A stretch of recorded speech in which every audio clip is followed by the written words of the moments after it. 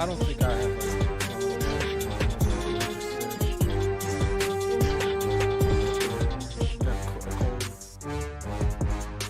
if I don't feel better about it.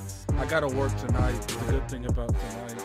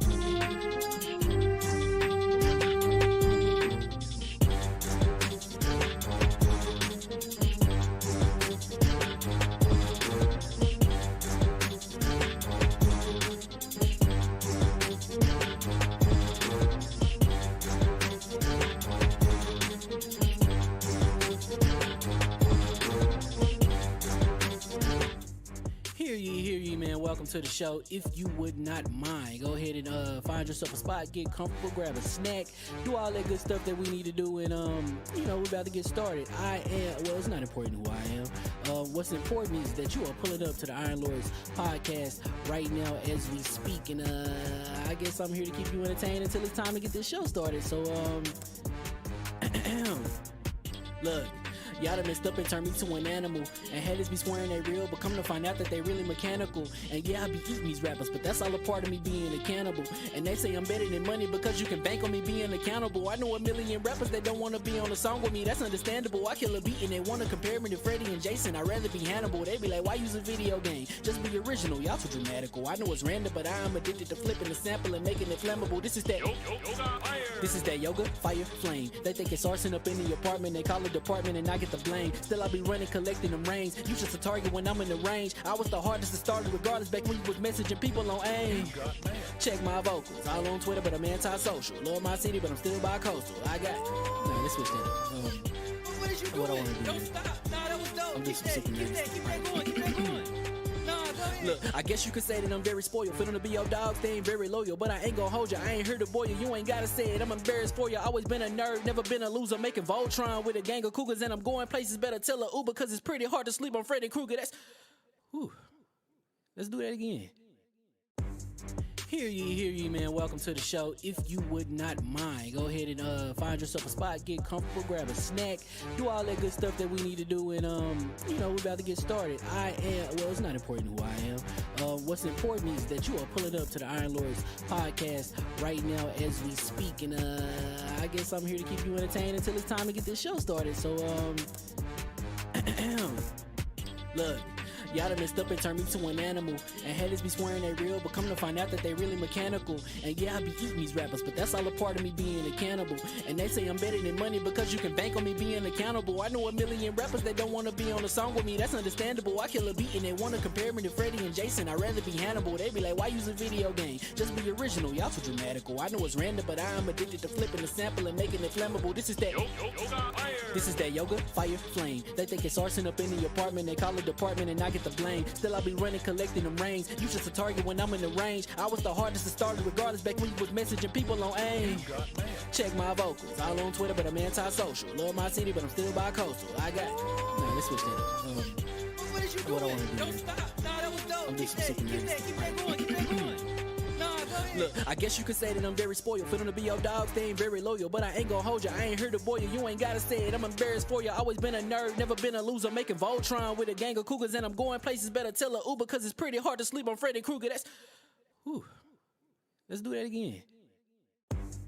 Hear ye, man. Welcome to the show. If you would not mind, go ahead and find yourself a spot, get comfortable, grab a snack, do all that good stuff that we need to do, and we're about to get started. It's not important who I am. What's important is that you are pulling up to the Iron Lords podcast right now as we speak, and I guess I'm here to keep you entertained until it's time to get this show started. So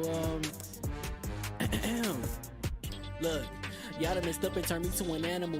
And haters be swearing they real, but come to find out that they really mechanical. And yeah, I be eating these rappers, but that's all a part of me being a cannibal. And they say I'm better than money because you can bank on me being accountable. I know a million rappers that don't wanna be on a song with me, that's understandable. I kill a beat and they wanna compare me to Freddie and Jason. I'd rather be Hannibal. They be like, why use a video game? Just be original, y'all too dramatical. I know it's random, but I'm addicted to flipping the sample and making it flammable. This is that yoga, fire, flame. They think it's arson up in the apartment, they call it department and I get the blame. Still I be running, collecting them rings. You just a target when I'm in the range. I was the hardest to start regardless back when you was messaging people on AIM. Check my vocals, all on Twitter but I'm anti-social. Love my city but I'm still bi-coastal. I got, no, let's switch that up. What is you What I doing? wanna do? Don't stop. Nah, that was dope. I'm just Keep that going. Keep that going. Nah, go ahead. Look, I guess you could say that I'm very spoiled. For them to be your dogs, they ain't very loyal. But I ain't gon' hold ya, I ain't here to boil you. You ain't gotta say it, I'm embarrassed for ya. Always been a nerd, never been a loser. Making Voltron with a gang of cougars. And I'm going places, better tell a Uber. Cause it's pretty hard to sleep on Freddy Krueger. That's, whew. Let's do that again. Hear ye, man. Welcome to the show. If you would not mind, go ahead and find yourself a spot, get comfortable, grab a snack, do all that good stuff that we need to do, and we're about to get started.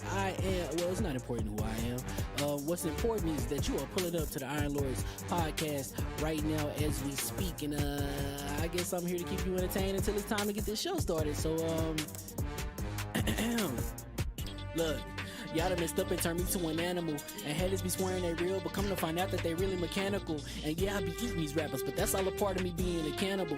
And they say I'm better than money because you can bank on me being accountable. I know a million rappers that don't want to be on a song with me, that's understandable. I kill a beat and they want to compare me to Freddie and Jason. I'd rather be Hannibal. They be like, why use a video game? Just be original, y'all too dramatical. I know it's random, but I am addicted to flipping the sample and making it flammable. This is that yoga, fire, flame. They think it's arson up in the apartment, they call it department and I get the blame. Still I be running, collecting them rings. You just a target when I'm in the range. I was the hardest to start regardless back when you was messaging people on AIM.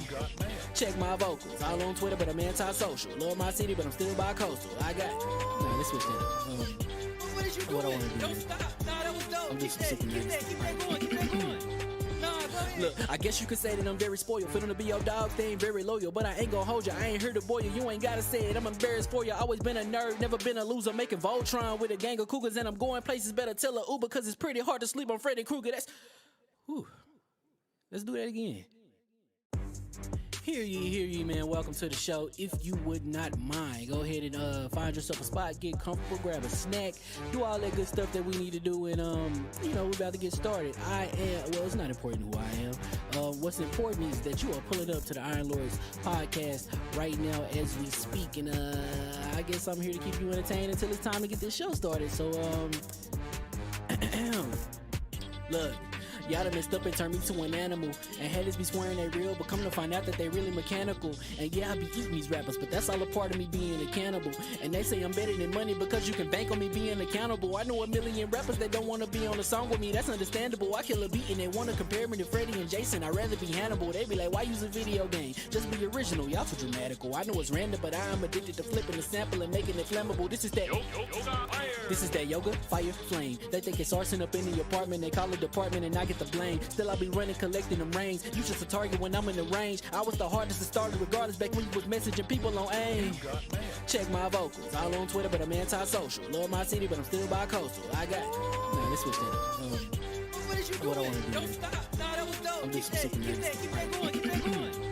Nah, go ahead. Look, I guess you could say that I'm very spoiled. For them to be your dog, they ain't very loyal. But I ain't gon' hold you, I ain't here to boil you. You ain't gotta say it, I'm embarrassed for you. Always been a nerd, never been a loser. Making Voltron with a gang of cougars. And I'm going places, better tell a Uber. Cause it's pretty hard to sleep on Freddy Krueger. That's, whew. Let's do that again. Hear ye, man. Welcome to the show. If you would not mind, go ahead and find yourself a spot, get comfortable, grab a snack, do all that good stuff that we need to do, and we're about to get started.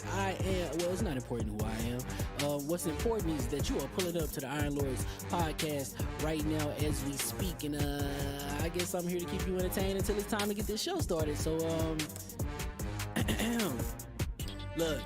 Y'all done messed up and turned me to an animal. And haters be swearing they real, but come to find out that they really mechanical. And yeah, I be eating these rappers, but that's all a part of me being a cannibal. And they say I'm better than money because you can bank on me being accountable. I know a million rappers that don't want to be on a song with me, that's understandable. I kill a beat and they want to compare me to Freddie and Jason. I'd rather be Hannibal. They be like, why use a video game? Just be original, y'all too dramatical. I know it's random, but I am addicted to flipping the sample and making it flammable. This is that yoga, fire, flame. They think it's arson up in the apartment, they call it department and I get the blame. Still I be running, collecting them rings. You just a target when I'm in the range. I was the hardest to start regardless back when you was messaging people on AIM.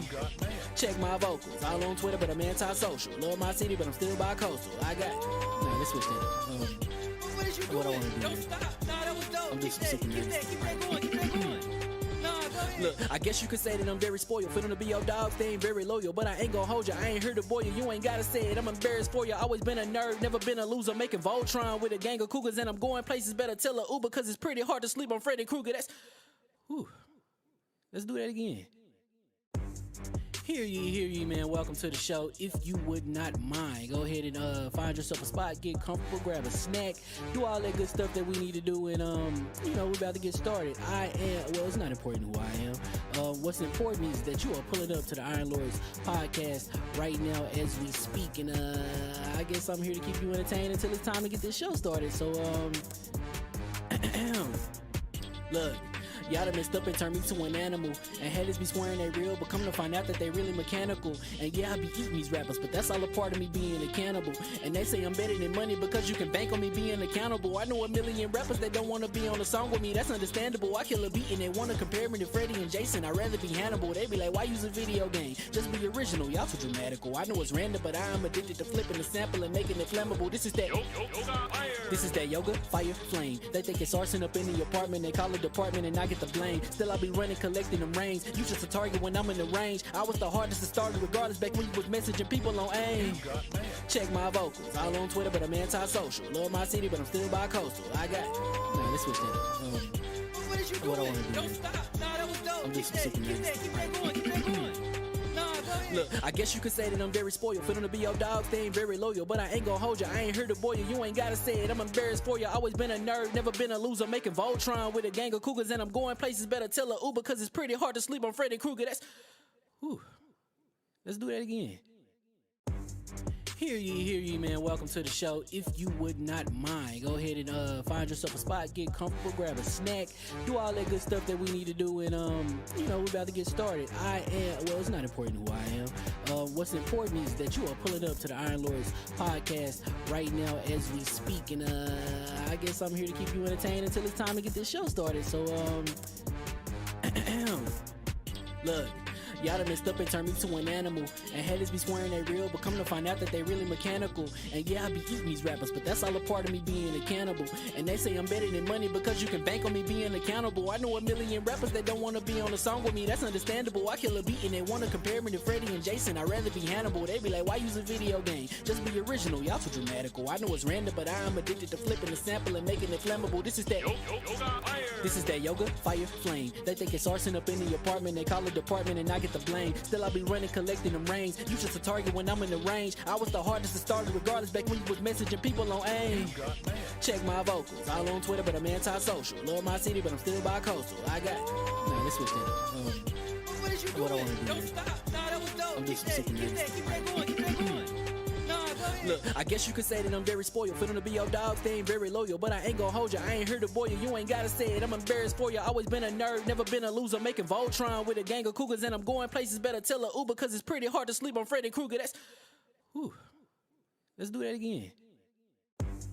Hear ye, man. Welcome to the show. If you would not mind, go ahead and find yourself a spot, get comfortable, grab a snack, do all that good stuff that we need to do, and we're about to get started.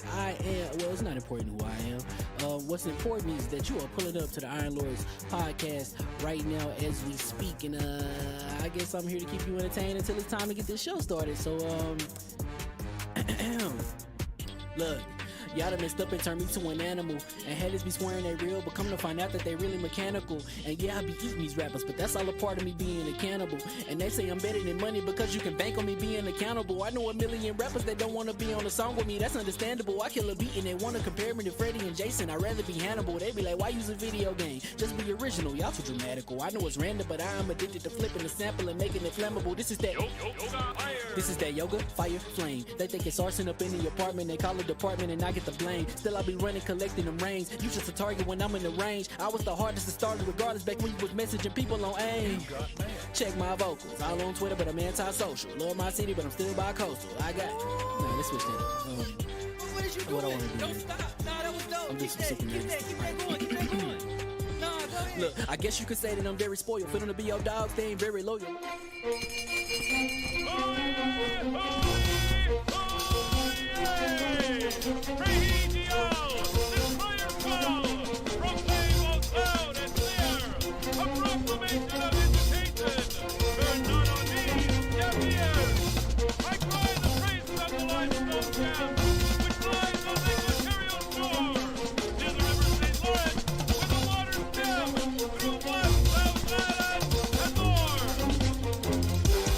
I'ma just chill and watch them and eat snacks in the attic. I wanted to chill with the pack and be like a young whoop, but then they would mistake me for addict. If I can imagine it's cool to give you some advice, then invite your girl to your squadron. Cause if you don't give her that option, you gon' be single player like Sovereign. You gon' get tossed in the bushes by King David. Royalty and not a pretender. Detrimental to an elemental, what's an avatar to a knee bender? I gotta be me though. I know it's my destiny, word to Carnito. Who cares if you fly, if you still a mosquito? You swear you ain't stunting, but really be Steve-O. You like to collect stuff and that's cool, but I got bad news. Even if you really was that dude, King David still be the king of the statues. Since a juvenile, I've been cursed with a curse to be musical. And if you hate it, we'll meet in the crucible. Other than that, then it's cool and it's beautiful. We let you know that your dreams are pursuable. Whatever you wanna do, then it's doable. If you got work on a Sunday, it's suitable. Cause you can listen to this in your cubicle on the Lord's Day. Woo. If you got work on a Sunday, it's suitable. Cause you can listen to this in your cubicle on the Lord's Day.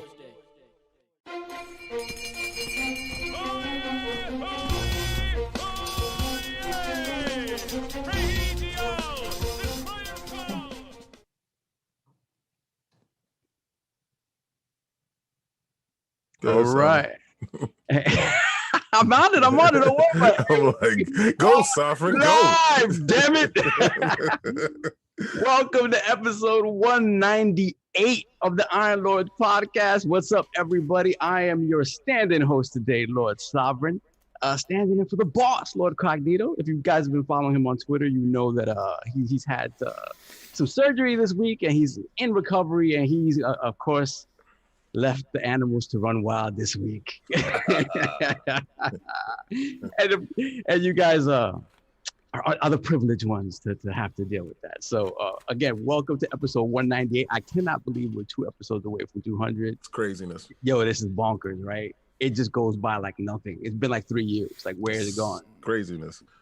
Oh, man. So let me welcome to the realm this week. Returning. We have 2 guests. The other guest is in the bushes right now who'll be here in a minute. But we have, I like to call it a free agent extraordinaire. Lady Ericutz for the win. Returning to the realm, Lady Erica.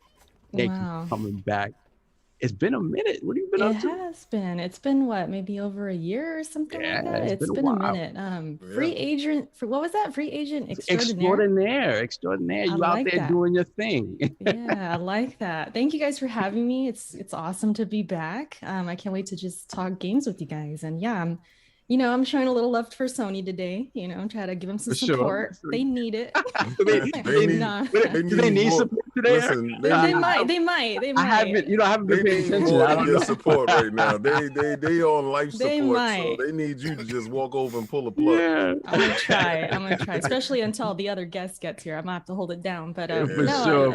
Yeah. So thanks for having me. We never know with that guest. Sometimes, he could be on the other side of history. I think he's on the right side of wrong with me. I know. These are going to be some interesting interactions today. This is for sure. Let's get this super chat. No doubt. We have actually 2 super chats. I have that one. We have Titan 2793 with the $5 super chat. Royalty fees to Cognito. Use your intro style on Zoom. I was the man. Keep them coming. So Cognito, yes, Cognito is always imitated. So fantastic that you were able to get some love from that. And I will pass that along to the boss. Then we have the Living Flame, $5 super chat. Hear ye. Oh no. Jim Clown Shoes Ryan has declared that the Xbox ecosystem is the best place to play. I hope everyone kept those games to PC energy. Yo, I done told you your man was compliant from the day I saw him. I knew where he was at. Geppetto. Why is he Geppetto? No, Geppetto is you know who he is. Yeah, of course. Okay. Really Spencer. He's the puppet master. He's the puppet master. Your man, the puppet. You know what's funny? Ryan is Pinocchio. I was watching a podcast the other day. I can't remember what it was, and Dead Singer was in there. Dead Singer called him Jim Dance with man, I already forgot his name. Yeah, Jim Dance. Yo, right? Listen. And what's funny is like everyone in there, I guess that's the first time they've ever heard it. They couldn't stop laughing. Like, yeah, I read a couple of articles, right? And it's funny because even like regular journalists say things in the vein of dancing around things. Like oh wow, like Jim Ryan was dancing around this topic or whatever. I'm like, oh my god. Dance moves right. Two strikes again. I'm telling you, man. If you don't know my verbiage, you will get my verbiage. You will understand my nickname. The Book of X. My man Blaze, what's going on, baby? What up, bro? Yo, my fault. Zoom is all weird. I sign in. It's under my son's name because he uses Zoom for school. You were in the classroom? I wanted you to hear the song that I bopped into, man. I knew you would love this song too, man. I was holding out hope for hope, man. Yo, I'm gonna let you hear it at the end, but yo, it's a serious bop tune. It's a serious no doubt. CJ definitely popping right now. Let me get these super chats and I introduce Blaze. We got Michael, aka Bedside Finance, with the $10 super chat. Good morning, Lords. I'm just enjoying vacation with my wife in Vegas, but we're heading back to San Diego. So we're listening to the Iron Lords as we head back. 4.5 hour drive, Lords, and Xbox gang 100%. Yeah, I don't know if we're gonna give you a 4.5 hour show today. Oh no, we're not gonna give you 4.5 hours, but we're gonna get you halfway home. We might get you halfway there. Yeah, definitely. Yeah. You get a couple of rest stops. Bro, we can't be doing that 4 hour stuff. I got a couple of scoldings last week, boy. Good Lord, it was not a good situation here. Then we have a Smitty Smith with the $2 super chat. Salute, Lords, Lord Cognito, heal up, brother. Yes, sir. Lord, Cog, this is where all your Patreon money goes to. I hope you know. Cog, you guys donate to us and take care of us. And Cog said he needed a little work done, so he was like, I live That's a lie. Don't listen to yo, I'm gonna stop that right now. Yo, in a couple of weeks, I'm gonna show y'all my liposuction. Yeah, listen, stop that, because you got goofy dudes that actually believe that crap. Keep it coming. Someone's gonna clip that. And they're gonna be like, see, look what's going on. These damn Iron Lords. And about to show up with Botox. My lips gonna be all like this. Nah, yo, just stop. Let's next Blaze, please. Let's get to Blaze. Then we got Hustle and Motivate, $5 super chat. Hashtag troubleshooters in the building. Also, Jim Dance Moves Ryan, aka Jimmy Jive Man Ryan. Oh my Lord. Yeah. He's about to be on fire. Let this man out his name. We got Smitty Smith again. He don't watch. Today, Lord King, on this day, we ride out on these fools. Hashtag bayonets up and Book of X is in hand. Salute. We understand what today means. Oh, my Lord. We acknowledge time of death. Erica, you still have time to change your shirt if you want. I mean, man. I'll think about it. All she has to do is just go get a red marker. Then we have Dometic with the $5 super chat. Eating brunch while listening to ILP is a perfect start to a lazy Sunday. Also got my ILP swagging early this week. Fantastic. Beautiful, sir. Brother. Thank you for supporting, sir. Appreciate it. All right. And of course, we have our second guest returning to the realm. PlayStation Nation's own RGT podcast member, co-host of the Solid Cast with the brother Lord Solid Rev, and Boston's finest, Blaze 4K. What's up, brother? You gotta, King, hold on. We gotta say it. King, you gotta do it. What? You got to do it. Do what? Sony baby. Oh, Sony baby. Thank you. I'll never forget when I was watching that reaction, man. When that happened, it's when I officially lost it. I lost all hope for King when he did that. Blaze, what up, brother? What's going on, man? Everything good, man. How you guys doing? What happened with Cog? Cog had surgery during the week, so he's in the bushes. Surgery, but surgery is a major surgery. If you have to, but he was a walk or whatever. Just very minor stuff. So y'all guys don't have to worry too much. Everything was sterile. He wasn't exposed to COVID. Yeah. Everything's good. He's recovering very well. We just had to tell him that he can't show up today. He had to sit down. He has to relax, and he does a hell of a lot. So he needs his time off to sit down and relax. Exactly. Executive decisions were made, and that was that. Yeah, but I hope he's not listening though, because if he starts laughing, it's not gonna be a good situation. Yeah, right. We might bust your stitches. So hey, bro. No. Listen to me. I'll bust your stitches. Not today. He's definitely listening because I'm on the IOP account and he just tagged someone. So he's definitely listening because that wasn't me. So he's here. Yeah, he's here. Don't laugh. So Blaze, man, what have you been up to, brother? What's going on? Bro, I've been holding the line, bro. Really? Has it been a tough week, sir? Been a very hard week, man. Very hard week. Look, I've been good. It's just, everybody thinks, we're gonna get into it, but Yeah, I know you. Jim Ryan's a fraud, bro. Yeah, just hold it. We're gonna get to that. We're gonna get to that. See, like I tell you, the reason why I love this man, because he's not gonna fraud. He's not gonna fraud for nobody. You know, you got a lot of dudes that's on that side of the camp that'll sit in front of the camera and be like, yo, X, Y, and Z, and try to act like it's one way, but he's gonna tell the truth. And I really respect that, because it's a lot of dudes in your camp that like to clip my clips and like to hold my name and to like to run around with my name in their mouth, and they don't really give it up. So you really do, and you really a gamer, because you know, had a PlayStation Pro when you was repping PlayStation, and some dudes wasn't. Just, you know, a lot of shots. I want them to clip that part. We need the mods to jump in here and get whoever is on the Iron Lords podcast account writing fraudery in the chat. Sav is not fired. I don't know who that is writing Sav is fired in the chat.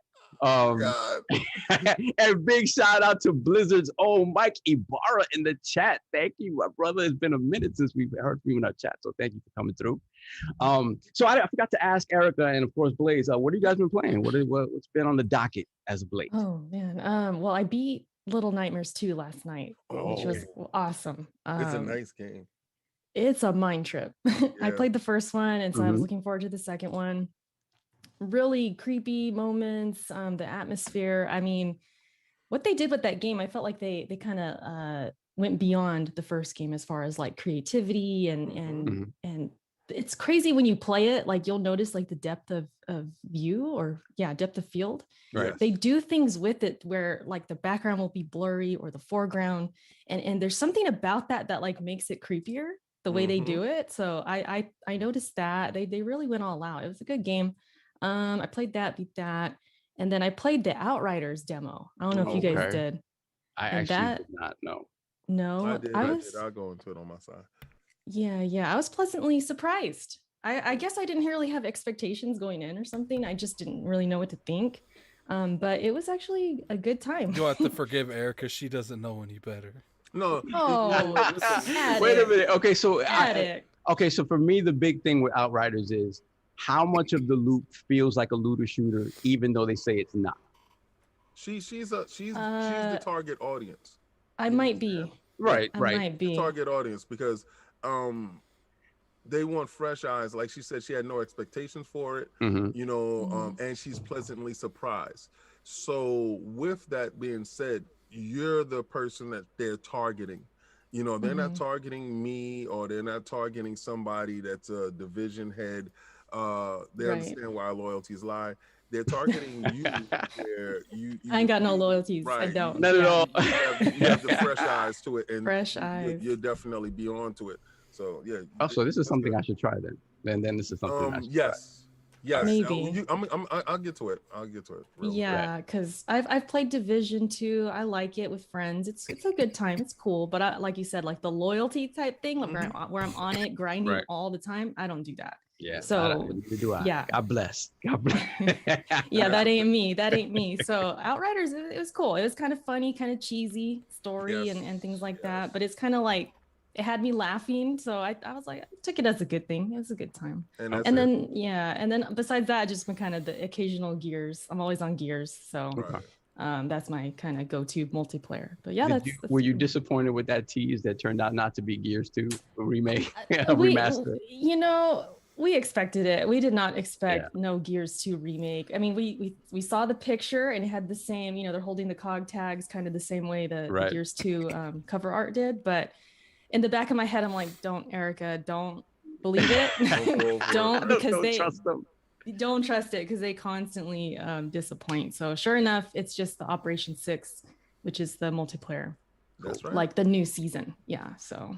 And what about you, Blaze? What you been blazing, my man? What you been blazing, brother? I've been playing Roll Company. That's just my multiplayer game. Yes, sir. I know. I've been playing mini golf on the computer with everybody. Like, I know it sounds stupid, but golf on the computer, like mini golf, mad fun. Golf is fun to play. I had my PlayStation, the what was that, Power Shots that I was playing on my Vita. Hot Shots. Hot Shots on that Vita. Boy, you couldn't tell me anything. That was my joint. I bought 2K you know, I didn't know 2K makes golf now. Like the, you know, like the Tiger. Took over the PGA license. Yeah, that shit's fire too. But bro, it's Language, dry. sir. It's dry out The Lord's here, Day, sir. The Lord's Day, sir. Language. Go ahead. No, I know. Don't worry. He's so comfortable. Yeah, with because I family. know because Cog gonna start texting me like. Cog, my Get fault, him Cog, out of my there. fault, bro. But it's dry. It's very dry, man. It's very dry. Is it? There's nothing to play, man. No matter what console you got, there's 0 games. Nah, that's not true. But I mean, you already know I'm gonna tell you that's not true. But What are you playing? Listen, King, what are you playing, King? Well, I'm gonna get to that when he calls me up. I'll get to that. It's actually every week I literally leave out like 10 games off my list. Be honest with you. You know, that I've been actually playing, touching, and you know, enjoying. Yo, look at Blaze's face. Like, I'm not gonna lie. When Sovereign, you know, gives me my intro, then I'll all right, and of course we have the Lords of the Realm minus the boss in the building. We have the Young Wolf, the co-host of the ILP, Lord Attic, who I believe is in the bushes. So he's not gonna be talking very much today. But Lord Attic, are you there, sir? Yes, I'm here. What's going on, brother? I know you don't feel great. A little under the weather. You know, pretty much the only thing I've been playing for like the past 3 weeks is Dragon Quest 11. Yes. I finally beat it after 3 weeks of playing that game religiously. Salute to this man. Like this man Blaze is what's crazy is like he calls me last night. He goes, "Yo, I beat it." I said, "Yo, I am such a fraud." Yo, I said, I just made it into the city after coming down off the mountain. Yeah.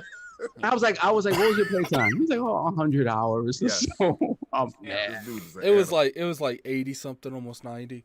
But it was just like I felt like that game was never ending. Like I think that's a lot of people's take on it. Like it's like it just keeps going and going and going. It's just one of those games that like, and then they have like a pre-ending that's not the actual ending. Right. It's so That's nice. So you know, I have a lot of people that's like, oh, if you don't beat both the bosses, you didn't really beat Dragon Quest. Which at first I didn't understand that concept, but when I played it, I'm like, okay, they're kind of right. Like, yeah. Yeah, that game is, and this is the full sort of, this is everything. This is the full package, right? The one that's in Game Pass, right? Yeah. Yes, sir. They don't skimp out in Game Pass. It's not like, you know, they give you a portion of the game and then, you know, you get a timer like EA Access.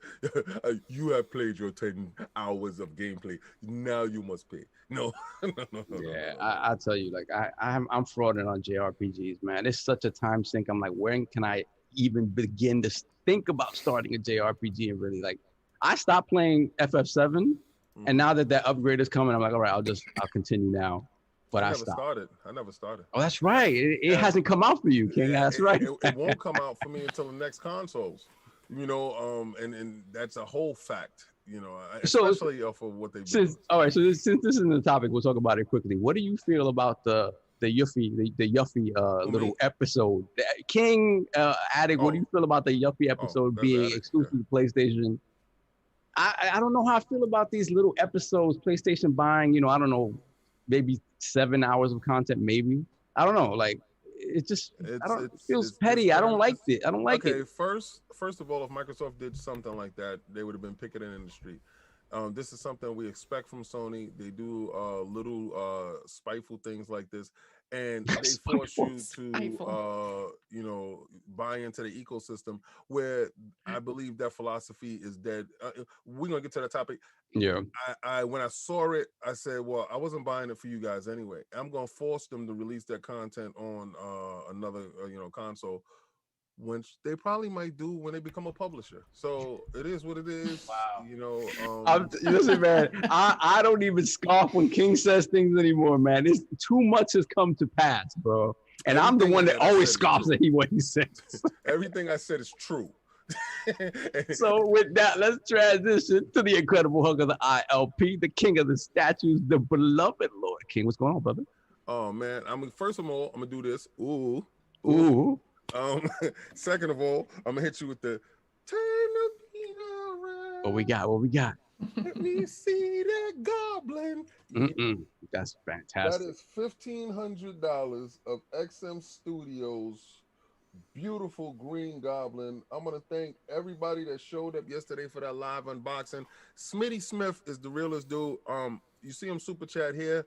He super chats over there, and it's not even about the super chat. It's just about the man supports me in a great manner, and a lot of people do. You don't, not even if you super chat. It's not even about that. It's about you coming through and showing some support. And these high end collectibles, not everybody, because dude on Twitter was like, "Yo, King, you should put up these pictures." First of all, whenever I put up a picture, that's for promo for you to go watch the show. All right. And I'm not sitting there and I'm not doing the cleaning up the pictures and all that other stuff. I'm just giving you a peek into my life. And for the collectors who actually collect, they know what the statue looks like. When they watch it, they say, okay, let me put the order in. Let me get the statue if I can, because it's a low edition size. There's only 238 of them made. Very low. So fantastic statue. Second, I want to say to Everborn, my man, my brother, the guest that was on the show last week. Please, everyone, again, go to everbornsaga.com and order some swag, order the books. I got this stuff so fast, these books so fast. He personalized the stuff to me. Fantastic shipping, great story, great fantastic story. You see the game, because we didn't get a chance to show the game last week, so you get a chance to see the game. It's a fantastic run for a young entrepreneur realizing his dreams, and he's our comrade. He's making games. He's making what we dream to do. I know everybody sits around and we complain about certain games, what we would do. Well, he's actually taking that same energy and putting it forth and getting it done. I saw Canelo versus his sparring partner yesterday, and literally that's his sparring partner. That's literally. He made sure his man got the bag too. That's exactly. Bro, he sat on that chair and said no more. That it was absolutely disgusting. What y'all guys got a chance to watch was when you saw Floyd. Floyd did this before too with Andre Berto, and that was his last official fight when he fought Andre Berto, and they made up this fake thing that Andre Berto was having, relations with one of his ex-girlfriends or his girlfriend, and trying to make it a thing. And they build the fight up, and it was millions of dollars on the line. And people was complaining, saying that can't be your last fight with this, that, and the third. This guy, he's not a match. Andre Berto is a real fighter. This dude last night was not. I mean, anybody who puts on the gloves, that goes in the ring, you risk your life, right? I'm saying that. But this guy was literally there just for the bag. He got a couple of $1 million to fight his literal sparring partner. He got hit with a couple of shots, knocked down, and just didn't come out. I know Blaze, I know you saw it. I know you saw us off. I saw bits and pieces of it. I had it on the computer. I didn't have any sound on. But it just looked like a thrashing. But again, like seeing how he was kind of keeping that distance and not engaging, and then when he finally did hit him with something, it was just let's just say that I'm glad I did not I didn't pay full price for that. He was going to the body a lot, man. He was. Really hurting him, man. Yeah. He was. But man, I mean, I guess I don't know if this is the results of COVID or whatever, but it's just we need to start making some better fights. Well, as you notice, I haven't been doing my combat talk with the kids. Because of COVID and how COVID has affected my my passion, my chosen sport to love.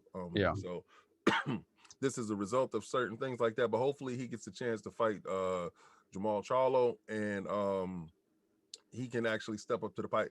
I think he would try to take the Errol Spence route. Right. And if he ever does that, either one of those two is a super dangerous fight. I think he has a better chance at beating Spence opposed to beating Charlo. I think Charlo beats the brakes off him. He's just physically stronger. Spence is stronger. Spence is a technician for sure. Yeah, he's a slower footer fighter. Right. So I think Canelo has more fleeter foot and will have more hand speed going into it. So I think he poses a bigger threat towards Errol Spence. Okay. But, all right, so what I've been playing, guys, oh man. So Blaze asked me what I was playing. So we all know Destiny. So we know Destiny is my college job that I grind, and I'm taking midterms every week, and every week is a final test, and doing different things with Destiny. So, and my console of choice, come on, brothers. Anyway, so I played Outriders demo. Oh, King, you don't ever play demos. This is true. This is true. I played Little Monsters. I will go through my list. I play the Baleen. What's that? The Baleen Company game. That demo. What is that? The Baleen Company. Oh, Baleen. Baleen Wonderworld. Yeah. Yeah, Baleen Wonderworld. Yo, Super Lucky's Tale. I'm a junkie for that. And Sniper Elite. All the games that was in the boost mode, I played. Yeah. I told you about that boost mode. Yeah, I went back. Yeah. You said Super Lucky still? Yes, sir. Well, there's nothing wrong with that. No, good game. Great game. I was about to say, I was playing at 120 frames per second free. 120 frames per second free. But okay, so let's get to this Outriders demo that I touch. Okay. The game is not for me. Okay. Because really? It's absolutely not, because it tries to be everything. And I noticed when Erica said she was pleasantly surprised, she's a Gears head.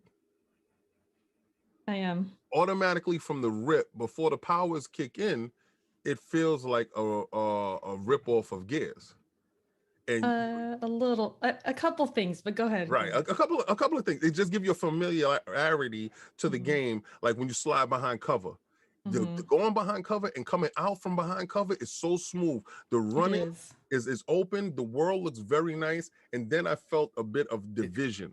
It felt like Division as well. It feels like it's super fast compared to like a Gears or even a Division. Like it almost felt like, just watching it, it felt like it took that, and it almost felt like, do you remember Vanquish, like the way Vanquish moves from cover to cover like that fast? It really how you be sliding into the next cover. So that's what it feels like. I went to check the field of view. You can't open it wider to 104 or 105, so it's exactly where it's at. It's probably somewhere around 80 or 90, and the world is realized in a good manner. It looks like a PlayStation 3 game.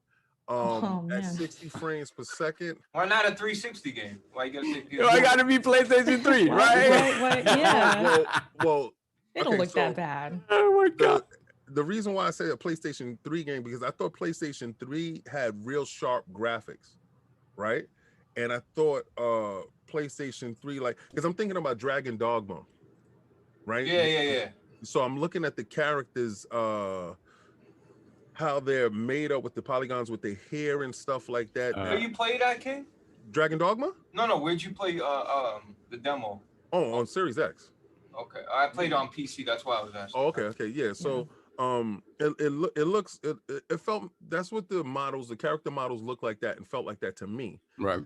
And but the world looks very nice. The frame rate is really good. In certain cutscenes it drops a little bit, but when I got to the powers, I said, okay, now I'm getting to the meat and the grind of the game, where they put you in this little battlefield that I felt kind of cheesy. Like she said, it felt really cheesy. And I'm fighting these guys, and I took my powers. I took the fire power, and I'm like, okay, I'm throwing the fire, and I'm doing this, and I'm doing that. And I'm like, this is what Division needed. So this might, being that Division is stagnant, this will pull all of the Division crowd in. And I believe this because I couldn't find a space for it. I was like, I don't know what space it would take. I think this is going to steal every last Division player's attention and give new hope to a beginning. And this might be that solid number 2 that we need to, when Destiny have its all time, or it might be your solid number 1 to take over for Division. So if you're a Division head and you really like Division and you just didn't like the spongy nature of some of the enemies, this might be your outlet, and this might be it for you. I'm going to give it another run. I'm going to check it out a little bit more, and I'm going to see the other subclasses. But I think this pulls from Division's fan base, and this might be it right here. King, you should try the Trickster, the dude with the blue ability, like the one that's like a hunter for the yeah, bro. Yeah. It was so much better, bro. And by the way, not to disrespect Gears, because I love Gears, right? But it felt like these are the guys that made Bulletstorm, by the way, and they worked on Gear, and they worked on Gears. Fly. Yeah, they did Judgment. Yeah. But it felt like if Gears evolved in terms of the faster movement and stuff like that. It was okay, bro. Like I like the blood. I like it looked like you're right though. It did like if you hit the inventory, it looked like Destiny, right? If you the cover looked like Division and Gears. It looked like they're grabbing from every game. You're right. Sir. Yes. But so it didn't look that bad, bro. I mean, it didn't look that bad. See, I have reverence for the PlayStation 3. I have huge reverence for the PlayStation 3. I don't see that's like a blight in a Sony fan base head. That's not a blight in my head. I paid $700 for the console. I stood outside for the console. I rode for the first one when they released it. I don't care about that. I really thought it was very good. High points in the PlayStation 3. Don't take when I say the PlayStation 3 models. I thought PlayStation 3 had a sharpness to it with certain games, and then when you got into the games, you saw certain character models. I'm just talking about the character models. I know they went a certain route with it to keep that speed and that frame rate up. And when you have your 3 people in your party and you have the people in the world, I saw things that made my eyebrow go up and say, "Dag, this will knock out Division off of my desktop. This is going to come off of this because usually I keep it in my home screen, Division 2, and I haven't been playing it. This might take that out. This might be the thing." That's crazy to me. Yeah, it's very interesting because to me, like again, everything that I heard, like if you just look at this game from the outside, you immediately think it's in that vein, right? It's that Destiny, it's that Division 2, and then when they started talking about no, it's not that. I'm like, wait a minute, okay, so what is the loop? How are people like if you're saying this could be a replacement for people who are Division fans? Where is that loop then? Where is that loop? It's loop there. Like you get the clothing, you get the guns. You get the stuff, but it's just a finite thing. It's not like a forever thing. Yeah, but at the same time, it has a beginning and it has an end. From what they're saying, that's what I love. Got deep in it, but then they saying they have extra spots that takes it beyond. So that beyond content is where we're gonna see it live or die. That's all. Right, you know what? When a game like this comes by, I wasn't even thinking about Outriders. So the fact that I downloaded, play it, and it was actually enjoyable. I'm like, oh, like when the game's not on my radar and I actually like it. Yeah, it's a good thing. Yeah, it's definitely a good thing. And to me, I mean, it's one of our topics later on, right? But when you look at a game like Anthem going away, and this kind of looking like that type of game, but not being that type of game. Oh, exactly. I need to mention Anthem, please. It's definitely one of those things where it's like, okay, they got it right. They didn't hop on that bandwagon too late and then realize as they're going to release the game, 5 years later after the zeitgeist that no, this is not the thing anymore. Exactly. Nobody's going to gravitate to this. So I'm glad for that because I don't want to see another game just die. Like I really don't. And we'll get into that later on. Hold on. Let me give a shout out to 108 Dragons TV. Oh, no doubt. Yeah, debut in the Dragons Den podcast. Yo, go check it out. He's check it out. See what you like about it. Talk to him. Let him help craft this show into what he wants it to be. Yeah. He needs feedback. He wants eyes on it. And please go check it out. Go check it out. 108 Dragons. He's a friend of the realm. He's a family member. So just go check it out and see what you like about it and give feedback. One of the most charismatic dudes, period, in the entire community. Like he's out there. Yeah, that's my dude. He was rocking that onesie too. Did you see the video with him? I told him get off of TikTok. I told him get off. He said no, you can get rid of that. Yeah, I told him don't ever get on TikTok again. He shouted me out. He was like, go to hell. But he jumped in my party last night. I was in a party like around 3:00 in the morning. He jumped in my party last night whispering, "Yo, did you see 108 Dragons?" I'm like, why are you whispering? Get out of here whispering. All right, so let's get these. We have a bunch of super chats. Thank you guys. So we'll go back to Smitty Smith with the $10 super chat. Jim Ryan, hey Smitty, can I talk to you for a moment? Smitty, sure man. What's on your mind? Jim Ryan, man, I'm bringing the whole slate of PS5 games to PC. Smitty, and the truth shall make you free. Smitty has too much time on his hands. Oh my God. He really does have too much time on his hands. I love him. Then let's give a big shout out and put the crest in the chat for Drunken Ninja. Welcome to the realm, sir. Thank you so much, brother. Thank you. Much appreciated. Then we got Perfect Shogun with a little smoke. Gentlemen, let's behave. Shout out to the heartless coward that called me a sensitive and then reported me for jokes and got my account banned. Speedy recovery, Lord Cog. Gentlemen, let's behave. All of us, it's all jokes. This is what happens when escalating conversations happen in the chat and you take it to places it need not go. It's fun, it's games, it's jokes. Let's keep it there. If we see anything out of pocket in our chat, you know we're just striking it. So please behave. It's all love.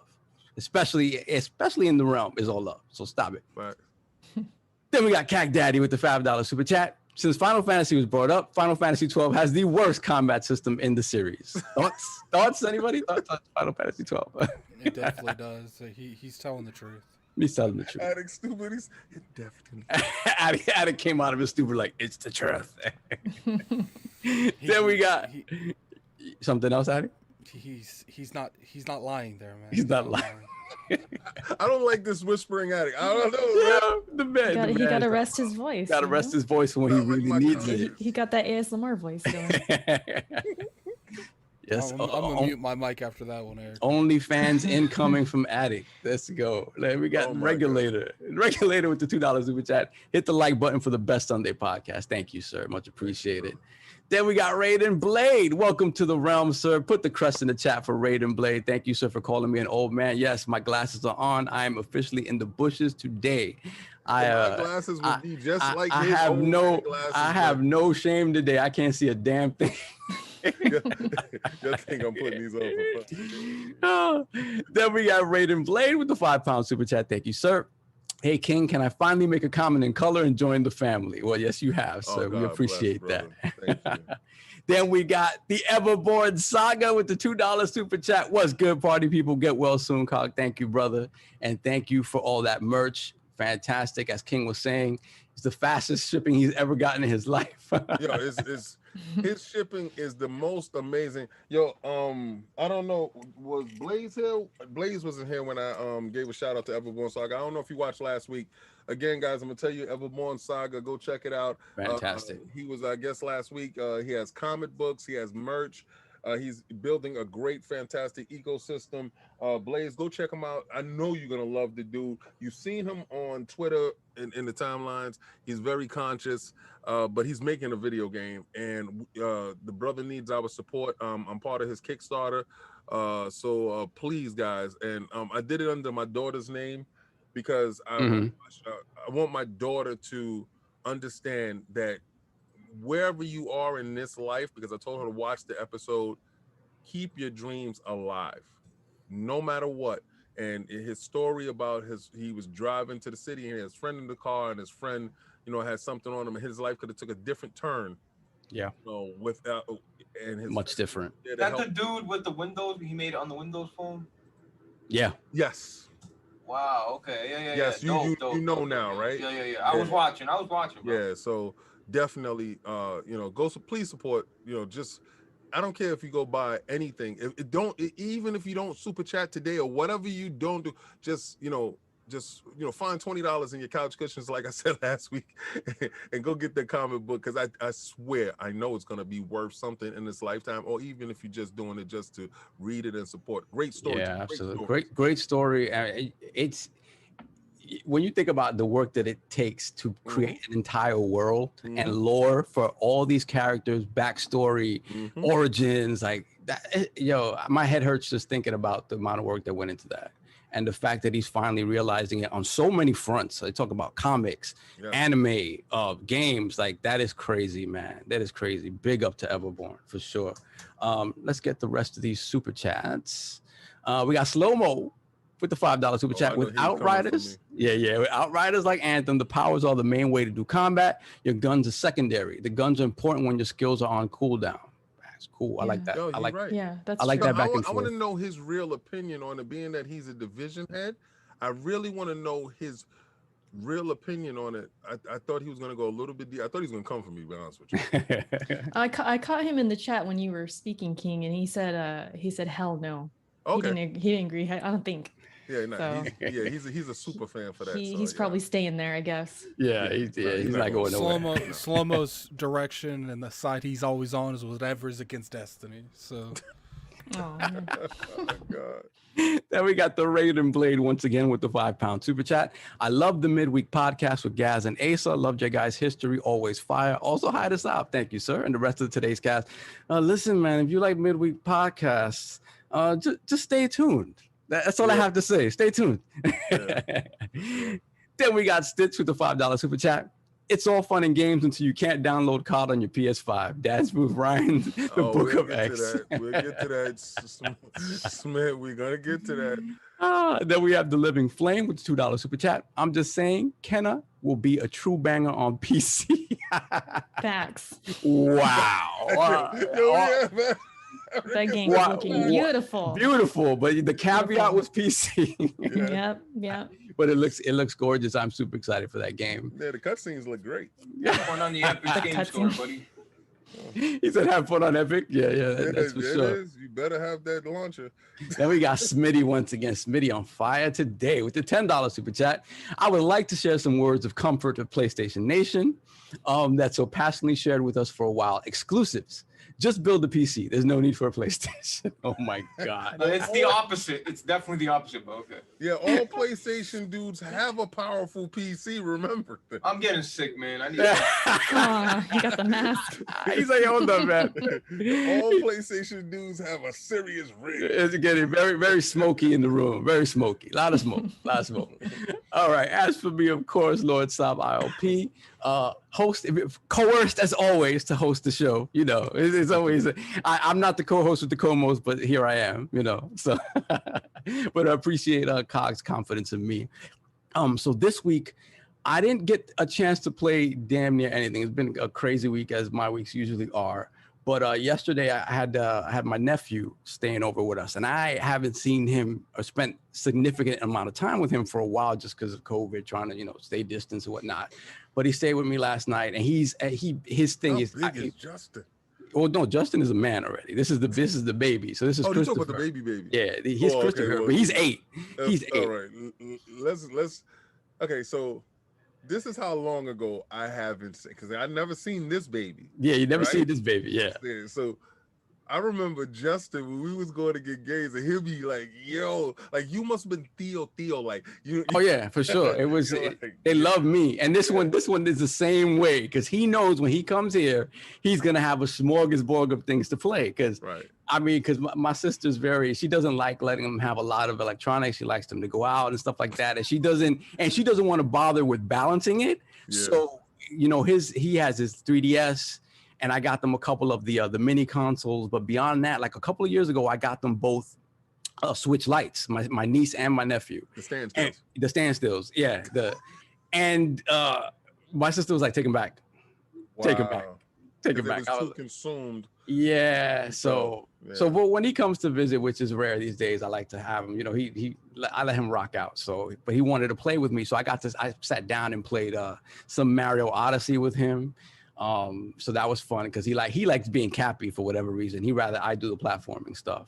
Okay. And then we threw on the Mario 3D World, and he loved Bowser's Fury. And I hadn't even looked at Bowser's Fury yet. Bowser's Fury unto itself, it's straight up 3D Mario. Like let me give a shout out, since you said that. Let me give a shout out to Microsoft destroying Nintendo's hustle. I've purchased this game on Wii U. I'm forced to purchase it again on Switch.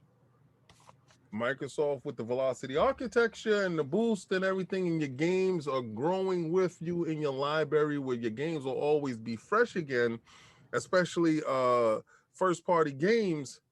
I don't ever have to do this crap again on one platform. And that's Nintendo's whole hustle. And they're never gonna be called out, because they're so used to doing their own thing. See, Sony's would get called out for that, not Nintendo, dude. And I call my own fraud. Like they don't get called. I purchased it, right? You see me, right? Yeah. You feel obligated. I got both too. How do you feel about this, people? I mean, come on, Eric. I'm fine with it. I'm gotten over it. Nintendo game over and over again, man. Not me. I don't do it. I speak up about it. I'm like, no, it's It's crazy. They're doing that with the Skyward Sword as well. They're HD remake. And that's where that thing looks the same. Have you seen it? Oh yeah, it looks the same. It definitely looks the same. Maybe a little smoother, maybe a little bit smoother. But no, Nintendo is always going to get away with this because they keep buying it. It's always top of the charts in pre-sales, pre-orders, and I don't do it. Yeah, but it doesn't stop them. See, everyone good else on does. you. Good on you. Good on you. I'm talking out about it. Shoot. But look at me, Blaze. Yeah. Look at frauds. All of us. Frauds. My hypocrisy you're in the your problem. face, and I'm saying it because you're a gamer, King. Because of you. You can't help it, King. You like to play games, bro. It's disgusting. Shoot. Yeah, it's absolutely disgusting.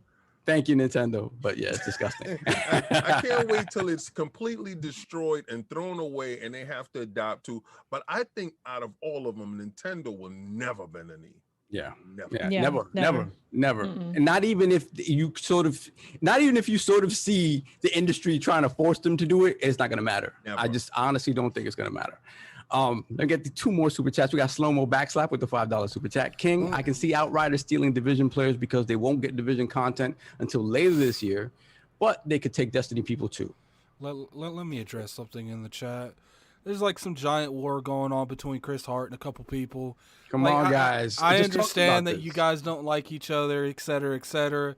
It's like, but let's keep it civil. Like, I keep seeing people getting timed out and stuff. Like, the mods are gonna handle you, so you might as well just be civil. Like, don't disrespect Christopher Hart. Chris, this is all fun games and jokes, guys. We're talking about games. Like, I don't see how y'all want to push Christopher Hart away, and I'm gonna tell you this right now. Christopher Hart stays on my timeline. He stays here. He goes on to stays in this chat, and he's repping where a lot of people don't. First, respect his rep. That's one. 2, your game on one platform, and that's fine. You're no better than Christopher Hart. Trust me when I tell you this, because if you lock yourself away from that PlayStation ecosystem and you're just bashing the PlayStation, you're doing the same thing that he's doing. So if you have a PlayStation, put it up there. Give him his thumbs up because he's still your brother. He's still playing games. But let's try to turn him into an Xbox head. Let's keep let's make him exactly. Don't get mad at Chris because he's playing better games. Yeah. But right now he's playing nothing. We have to Borg him. This is what we have to do. We have to assimilate him. Let's get on to the topic. Yes, sir. Yeah, we going on. Let me get these super chats real quick. Then we got Jonathan Lopez with the $5 super chat. Hey King, I'm playing Super Lucky's Tales, but I can't figure out how to change it to 120 FPS. I have a C10 and Series X. Love you guys. Get at some of the C10 owners on Twitter. Okay, so maybe you might not have your HDMI in the right slot because it's a one slot for no, not on the C10. No. Not on the C10. C9 and the CX, every slot is HDMI 2.0. Okay, I don't have that one. So it's probably a setting that you don't have set in your console. I'm pretty sure that program works automatically. I don't think you need to turn anything on or off. Okay. Well. Because the HDMI 2.1 should read everything that your TV is capable of outputting. So I have to have a special slot, sir. And my special slot, I'm not privy to all of that, and I'm not going to buy another television until my 10 grand television dies.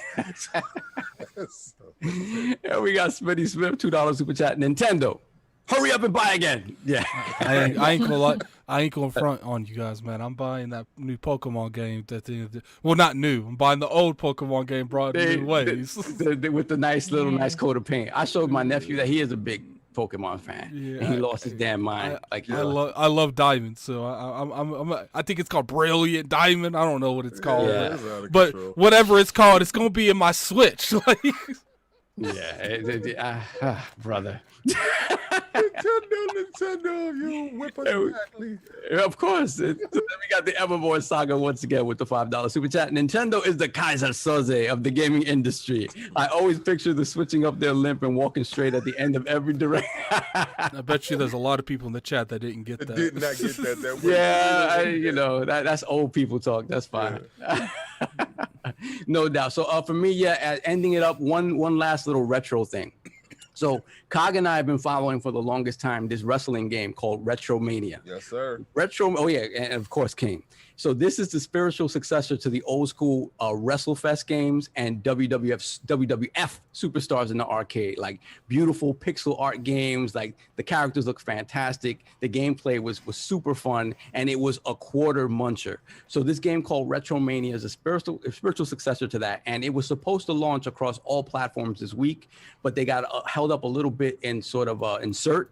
So only the Steam version came out, and I could not wait. So I downloaded it. I have not played it yet. It looks bonkers though. So I'm hearing some good, some bad stuff. It seems like they stayed too close to the control sort of scheme of the old games, rather than maybe sort of updating it to feel maybe more like the Aki games that we used to love on the N64.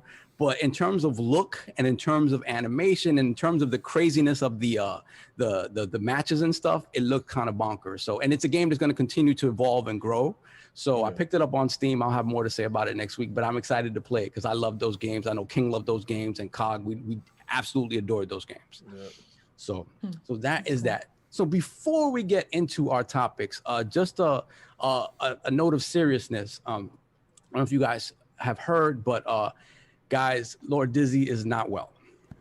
Lord Dizzy is not doing well. So if you can, in his timeline on Twitter, on his wife's timeline on Twitter, Lady Rosalind, if you guys have that, I don't know, King or Addict, if you have that, you can put it in the chat. Send your love, send your good thoughts, your good vibes their way. Dizzy and his family are so deserving of a break from all the BS that has been going on and the struggles that he's had personally with his health the past couple of years. So anything we could send his way, love, caring, good thoughts, excellent vibes, just send it his way. It'll be greatly appreciated. So thank you guys on that. Yeah. That's absolutely for sure. Diz, we're thinking about you. We're thinking about you, brother. You're in our prayers, man. You're definitely in our prayers, brother. All right, so let's get to these topics. And for anybody who ever said that we don't talk about PlayStation, this is the show for you. So our first topic is PlayStation games coming to the PC. Now, this is actually part of my topic, so I will jump in. So in an interview published earlier this week, PlayStation head Jim Ryan indicated that more games. No, that's not his name. That's not his name. I don't. No, he doesn't follow my crap. I don't follow the creed. I don't call the man out his name. Not yet. Anyway. He's not lying, Ryan. We're not he's doing not that. lying, Ryan. Yeah. Got so many names. He's not lying. Yo, there's so many garbage pail kids like that you can make out of Jim Ryan right now. It's crazy. It's crazy. So, in an interview published in British GQ, Jim Ryan made it clear that many more games from the PlayStation catalog were going to make their way to PC, beginning with Days Gone this spring, right? And obviously, with the release of Horizon Zero Dawn last August, I believe, to the PC platform, they already showed that they were willing to move their games over to the PC platform because monetarily it makes sense. These are fantastic games by most accounts. And you want them to reach as many people as possible. And quite frankly, there are plenty of people out there who don't want to get a PlayStation. People who game on PC solely and don't really bother with the console market. So this makes monetary sense. But obviously, it has rubbed some people the wrong way. Some heavy duty PlayStation faithful had some serious things to say about this. Shout out to Jay Bari. Bari, my man Bari had a bit of a breakdown. But I will say this. He held the line. He held the line and he made his points for why he feels it's a bad move. And I got to give him props for that because, where a lot of other people have said that this is a bad deal for PlayStation games going elsewhere. And now sort of move the goalpost as the heads of PlayStation move the goalpost. You either run with it or you don't. So my question to you guys is, what do you feel about this? Was it inevitable after seeing Horizon Zero Dawn come? And ultimately, what do you think this means for the PlayStation as a platform? Is it devalued in the way that some people are saying? or does it just allow it to grow more? So let me go with PlayStation Nation's finest first, Blaze 4K. What are your thoughts on this, Blaze? Listen, this guy Jim Ryan. Listen, Blaze is not a fan. Listen, I don't want to catch anything. Seriously, this is really I'm not even joking. Look, Jim Ryan. Like I said, the guy looks. I've been telling people, if you look at him, he really looks like he got bit by a clicker, man. This guy's sick. The guy. My goodness. Oh my God. This is not good for PlayStation. If PlayStation, listen, I understand they want to get. They're leaving money on the table, bro. I get it, man. Right? They want to make money. Financially, it makes sense. But listen. Look at Nintendo. Nintendo will not budge. They keep their ground. They will not port their games nowhere. You buy a Nintendo Switch and that's it. Yeah, you can emulate. Man, it's not the same. I don't want to hear it. Right? Jim Ryan is doing this. And he's saying more games to come. Bro, he's on G. First of all, you're on GQ, bro. What are you doing on GQ giving like these like this guy?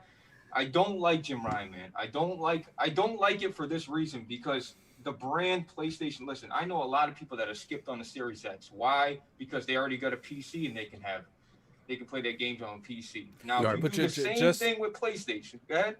Just out of curiosity, Blaze, just for the courts, for the IOP courts, I think I've heard you on multiple occasions say the only thing preventing you from buying a Series X is a bet with Kofi, correct? Where's that quietness going? He said, "My ears. I can't hear you. Listen, my ears." Yeah, real quick. Slow-mo. Blaze. Slow-mo wants to know when God of War and Spider-Man are going to PC. Oh, that's the thing. Listen, Mark, my king. You want to make a bet with me? I love you, bro. Okay, listen. Spider-Man, God of War. First, I'm going to allow Erica to get to her spot, You're right. and I'm gonna let y'all have your conversation. Yeah, I'm gonna let King is gonna back clean up on this one. And you can definitely have all the bets in the world with me when it's my turn. No problem. I'm willing to take all your bets. Trust me. You know what it is.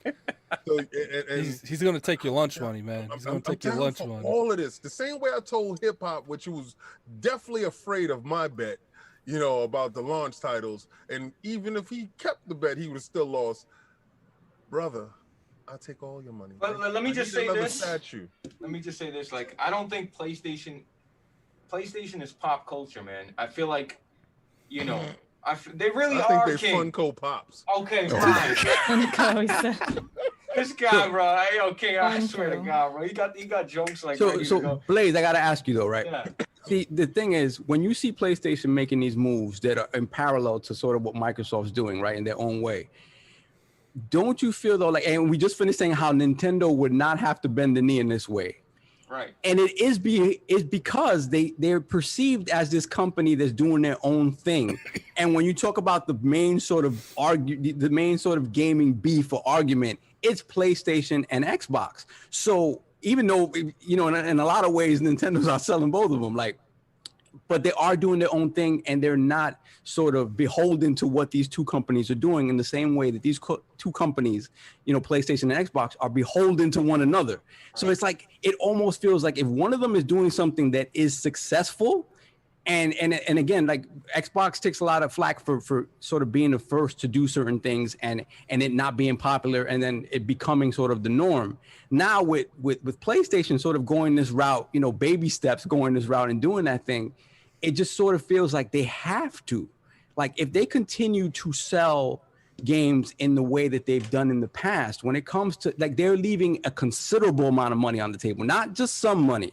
They're leaving an insane amount of money on the table, because when you think about, hey, I'm going to pay for this game $70 one time, right? Or do you create some sort of subscription model where you're paying me $15, $20 a month for God knows how long, and at the end of the day, when you calculate all that, you've paid me for that $70 game 10 times over. You know what I mean? Like, at the end of the day, that argument, because they're always considered to be, their competition is Xbox and Xbox is PlayStation competition. It's one of those things, like, you can't divorce them from one another. So they kind of have to do things that are in the same vein. And I don't think being that different from each other is going to work for them moving forward in terms of the money discussion. So I just don't know if that's a reality. I know people want to keep it that way, but I don't know if it's really a reality moving forward. But Sav, like I asked Slomo yesterday on Scumcast, right? I said, Right. Sav, I said, you got a Series X? He's like, nah. I'm like, why not? He's like, because I don't need it. I got a PC. I was like, but you got a PlayStation? He's like, yeah. It just Wait. Yes, who on Scumcast? Slomo. All right. Oh god. That mentality for that is appropriate in the sense of saying that you're able to play here. Now, that was set up a long time ago. That took growing pains, that took heat, that took steps, that took a narrative to know what the future had in front of them, right? And a lot of people did not want that to come to pass. Now, I'm not going to jump into your segment, but I understand his logic from that point where I have a powerful PC that I paid $5,000 to $6,000 for that I can game with my Xbox here. PlayStation is unwilling to do this. I don't know what is the problem with people feeling that they don't have to spend $500 for a barrier of entry. If you paid $5,000, you should already have that entry into the to whatever those games is. But I don't want to jump into that part because I don't want to give my hand to it.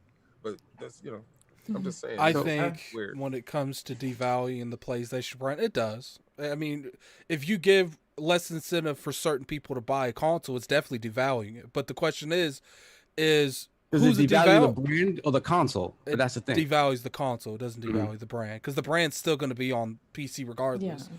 But at the end of the day, like, it does devalue the console. But I honestly feel like the people it devalues for is such a small demographic that it doesn't matter. Like, the majority of people buying these PlayStations, they're buying it for the Maddens. They're buying it for the 2Ks. They're buying it for, for the show, I guess. Yeah. Call of Duty. Like, they're not anymore. Not anymore. They're not. Boy, that's going to be y'all going to hate me that day.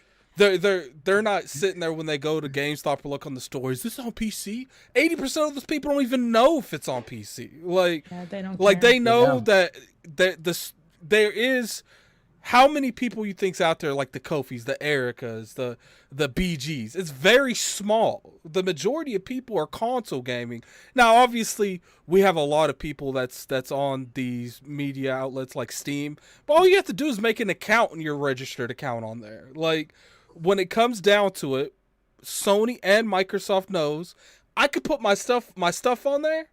And it's going. They were going to buy my game anyway, so now they can buy it on there.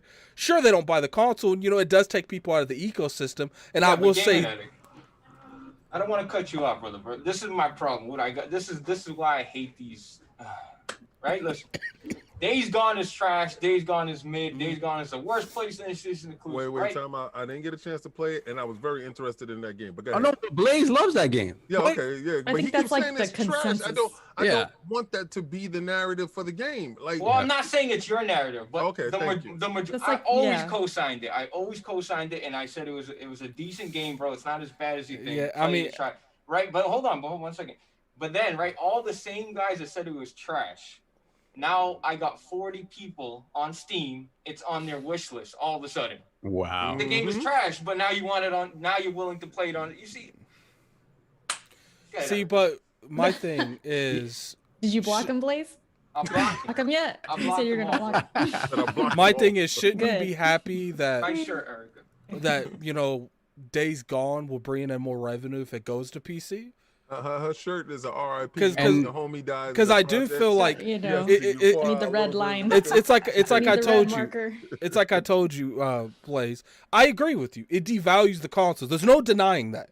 When you give an option to not buy the console, it's devaluing the console. But it's like I said earlier. How many people is it re-devaluing? Like, I don't think it's a lot. Like, I don't. Like, I think if you took the people that have a console and the people that have a PC and they're being forced to buy a console, how many people on PC want to play PlayStation's games, but they are not buying a console? It's funny because you look at a quote that Jim Ryan had said, and it was one of those things when he said, when we looked at the reaction to Horizon Zero Dawn, we didn't see an adverse reaction. just like you said, Addict, because he wasn't listening to the loud minority on Twitter. Like he wasn't. Like he ignored that. On my timeline. Like he just, that's not who they're listening to. They're happy to have the hardcore there because the hardcore is the ones that sort of propagate the message of PlayStation, right? But at the end of the day, they always going to go to where the most bodies are. That's it. And you know what's funny, Erica? Like I think you remember this back in the day. What we're seeing now of a lot of the PlayStation fanboys is what was happening when Quantum Break went to PC. I don't like. A lot of people have this mentality that they don't think that Sony would ever put themselves in a position to make games day and date, but I don't think that. Like, I think the moment a PlayStation game comes out, like a God of War, and it sells 2 to 5 million on Steam, they're gonna look, man. I don't know. Like we should maybe. I think we need to come back and we need. It's never happening, Addy. I don't know, brother. I never. Listen, man. I don't know. Like, look. It's the way. Hold on. Let me finish. Let me finish. Let me finish. Let Addy finish your point, then I'm gonna let Erica go. Look, all I have to say, Blaze, is that man said future games. He didn't say it in a way that made it seem like it wasn't going to eventually be day and date. He said future titles. All right. That could be taken two ways. It's either like future titles coming out, maybe day and date, or it's just future in the future these games coming out. That's how I kind of took it. But that's what I was gonna ask Blaze about day and date. You don't think it's happening, Blaze? Like ever? Listen, bro. Ever? Y'all already started. Listen, if I ever see a game come day and date, I swear to God, listen to me, bro. I swear on my kids, I will take every PlayStation I own, bro, and I will. Listen, don't. But like King said, you already started. I mean, there's smaller and less significant games in PS Plus, but you already started. Listen, when you see, look, first of all, you guys are getting all our shovelware mid-tier garbage games. You're not gonna get God of War. Mark my words. Look it. Record me. So hold up. God of War. Hold on. Blaze. Hold up. I got it, Blaze. I got him. Hold up. Blaze. So right now you're telling me that God of War will never see the light on PC. No, you're not saying that. You're not saying that. Oh, you saying day and date, or you saying God of War? No, it ain't coming. No. God of War right now is not coming too. The one right now. Ever? Nah, look, okay, hold up. Blaze, I gotta take your knees on this. Let's do a bend the knee right now. Like, no, cause like this is like a future knees being shipped to me. Like it's like you are voluntarily giving me your knees. So let's do this. Why is this? Why the British are coming, bro? Why? Blaze, what I don't understand, Blaze, if you've seen this happening already, why would you single out God of War as a game that's not gonna go? Yeah. Listen, why that one? Listen, man. If Sony wants to give away like, listen, you can drive my bike, you can drive my skateboard, but you're not touching my BMW. Bro. You get what I'm saying? Like, you can't listen, man. Sony, listen. I own a PS3. King David, you own a PS3, right? Nah, I don't own no. You own a 360? Consoles. I don't own no old console. Okay. I'm on to the next. Thank you, Microsoft, for saving me and back. No, hold up. I'm still trying to take Blaze's knees. Like, but hold on, Attic. I'm telling you why, dude.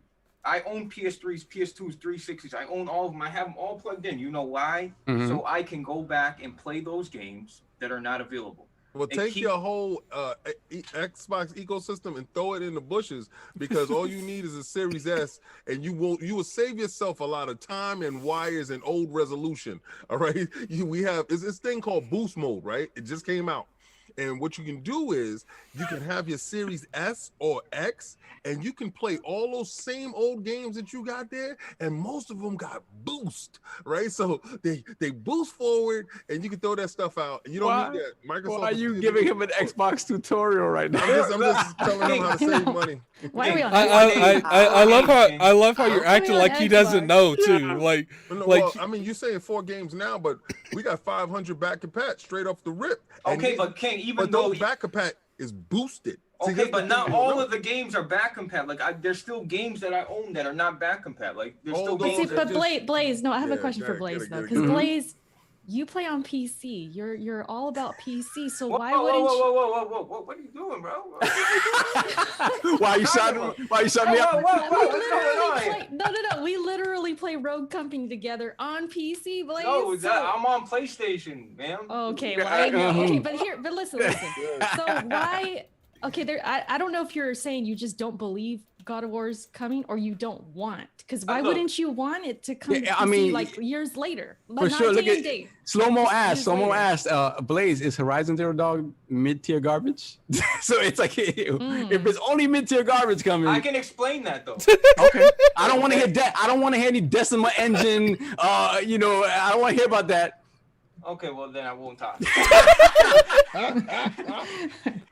Because if it's not day and date, right, it would come out look, what they've been doing so far is like the game comes out like 2017, 2018. It comes out in 2020, 21 on PC. It's like a couple year gap there. That wouldn't really necessarily hurt PlayStation. 3 years, you know? Look, I know what you're saying, Eric. If God of War ends up coming, or the Uncharted collection, right? I understand, like, I get it. There's money. Why not play it at a high frame? Who cares, right? But yeah. More than anything, I still don't believe they'll give you Spider-Man. I really don't. Like, out of all the games, Spider-Man, because now they own the movie rights and all that. Yeah, maybe not that. You feeling pretty confident about that, man? You feeling confident enough with your needs? Man, it's about that almighty dollar, man. They made it very clear. They don't care about us. They don't. They care about us. They care, and that's the thing. They've taken advantage of a lot of Microsoft missteps to come off as like the good guy.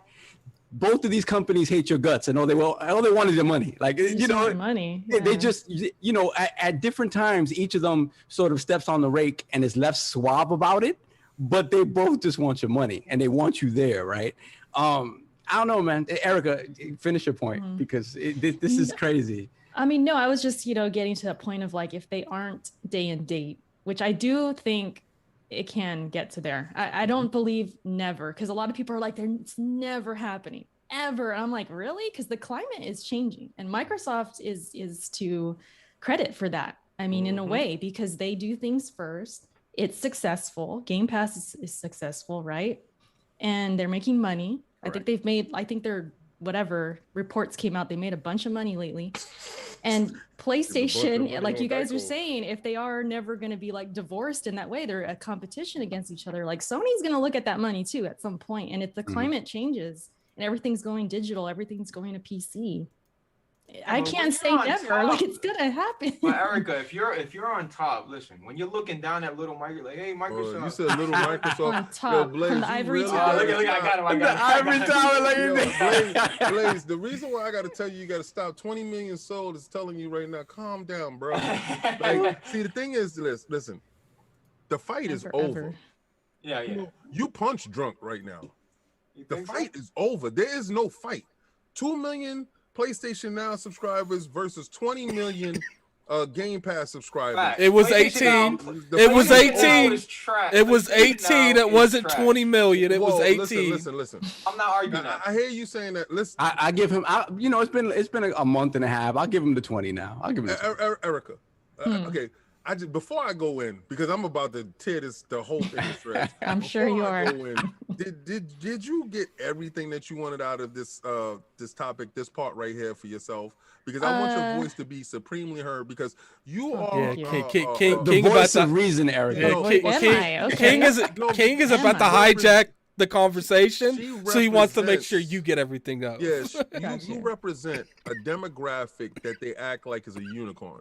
You are a female gamer that is multifaceted, that you game on Xbox, PC, and PlayStation, right? And some Nintendo. Well, probably a lot of Nintendo, but you are the voice that they really want to hear. So I really want your input to be heard, because the chat, you really need to hear her input, because she is what they're looking for. I'm the unicorn, I guess. Yes. I'm playing on everything. Well, like I was kind of saying with Blaze, because I play a lot of PC too. So for me, I think it's great. Like, I know Horizon Zero Dawn didn't really work out so well. It kind of launched, kind of buggy or whatever. But if I can get God of War on this thing, if I can get, Last of Us Factions on you got to say thing, Spider-Man. You got to say Spider-Man. I won't say Spider-Man. Say Spider-Man. Bloodborne, I need it on PC. I need 60 plus frames. Like I like they really don't want to give us that. They just don't feel like giving us that. They want to forget about Bloodborne. Yeah, that's the one. Something's weird with that. Yeah. And the thing is, it makes the most sense. Like it should be on with better frame rates. But anyways, so it's for me, I'm open to it because I like playing on PC. It's convenient for me as a streamer and as a content creator because everything's just here. Like I'm good. But for like the average console gamer, like I think you guys mentioned it before, like, is this going to hurt the brand in some way? Like, I don't think so, because the console gamers are going to get consoles no matter what. They're not thinking about PC. They're not wanting to spend $1,000 to build a PC. They don't even know the first thing, how to even do it. They don't know a thing. Say, more than $1,000, God forbid. Yeah. And my uncle, for example, big Xbox dude.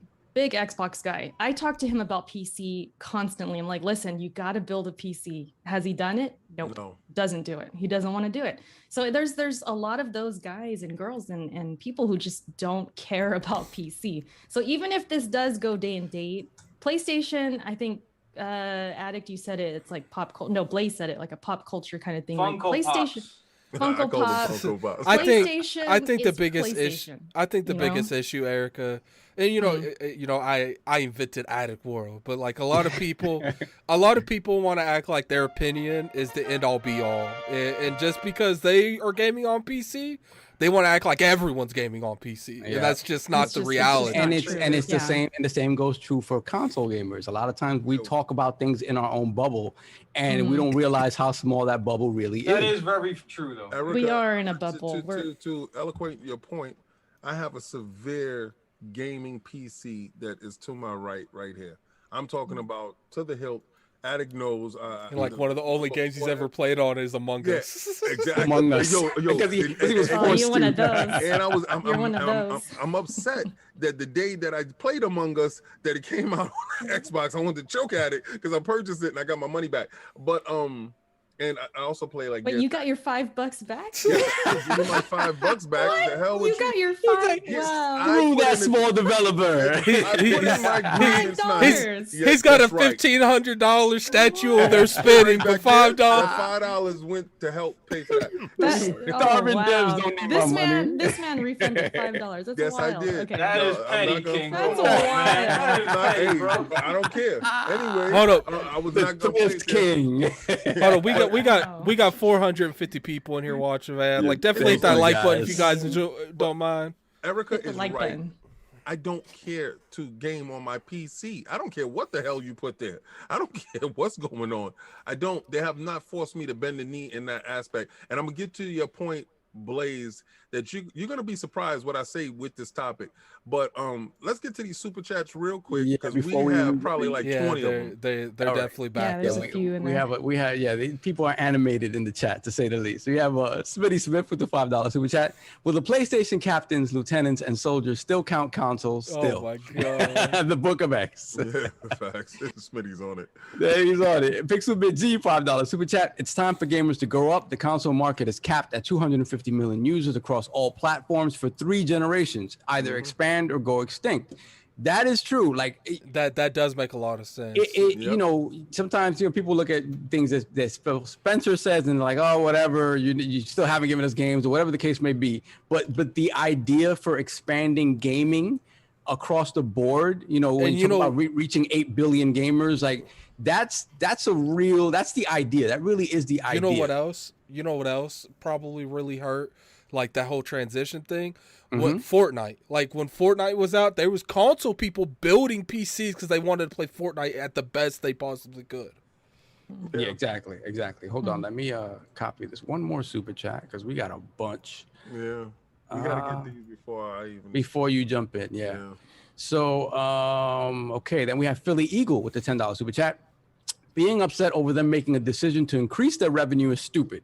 Fanboys don't matter. Been saying it for years. Drink some tea and get over it. Or play on that PC y'all claim to have. That's kind of crazy. That's wow. True. Okay. That is true. All the PlayStation people, they all got PCs to play the Xbox games on. To play Xbox. Yeah, a lot of people do say that. Like, I don't need an Xbox. You don't need a PlayStation now That's either. Surprise. Yeah, a lot of them are lying. They are. Yeah, they don't have no PC. Then we got K Asante with the $20 super chat. Sony uses the PlayStation brand to weaponize some people. Bet next year console sales will no longer matter because Dance Move said so. Let's open our eyes here. Putting Dance moves. Putting games on PC is a good move. Now the cheapo feel betrayed. I love it, yes, because he's right. They're cheapo. the TCL community is not about that. Then we got Smitty Smith with the $5 super chat. To all the PlayStation faithful, I would like to say welcome to the PC and Microsoft. Thank you and you're welcome. The Book of X. Then we have, JD Gamer, $10 super chat. It's not just the money left on the table. It's the entire markets left on the table. The worst thing you can do is let your competition enter a market and you not meet them there to compete, leave them to compete alone, a la the Xbox One and the PS4. No, JD, now people are going to blame Microsoft. Don't say that. But it's very true. They really are. It's very true. It's funny. I used to, Colin Moriarty he's a dude that talks a lot about the Vita, right? And how Sony let the Vita die. And he was like, why would you just let Nintendo have that? You're the only competition in that space. Why would you just walk away from it when you know your brand is strong? And he never understood why. But I mean, never gonna beat Nintendo in that space. They were not gonna beat them in that space. They're not gonna beat them, King. But guess what? The PSP sold over 80 million. That's incredible. Listen, I hear exactly what you're saying. But a lot of that was because people were modding it. That's once they got the modding. But the thing about I've always felt Nintendo did the right thing, consolidating all of their games onto.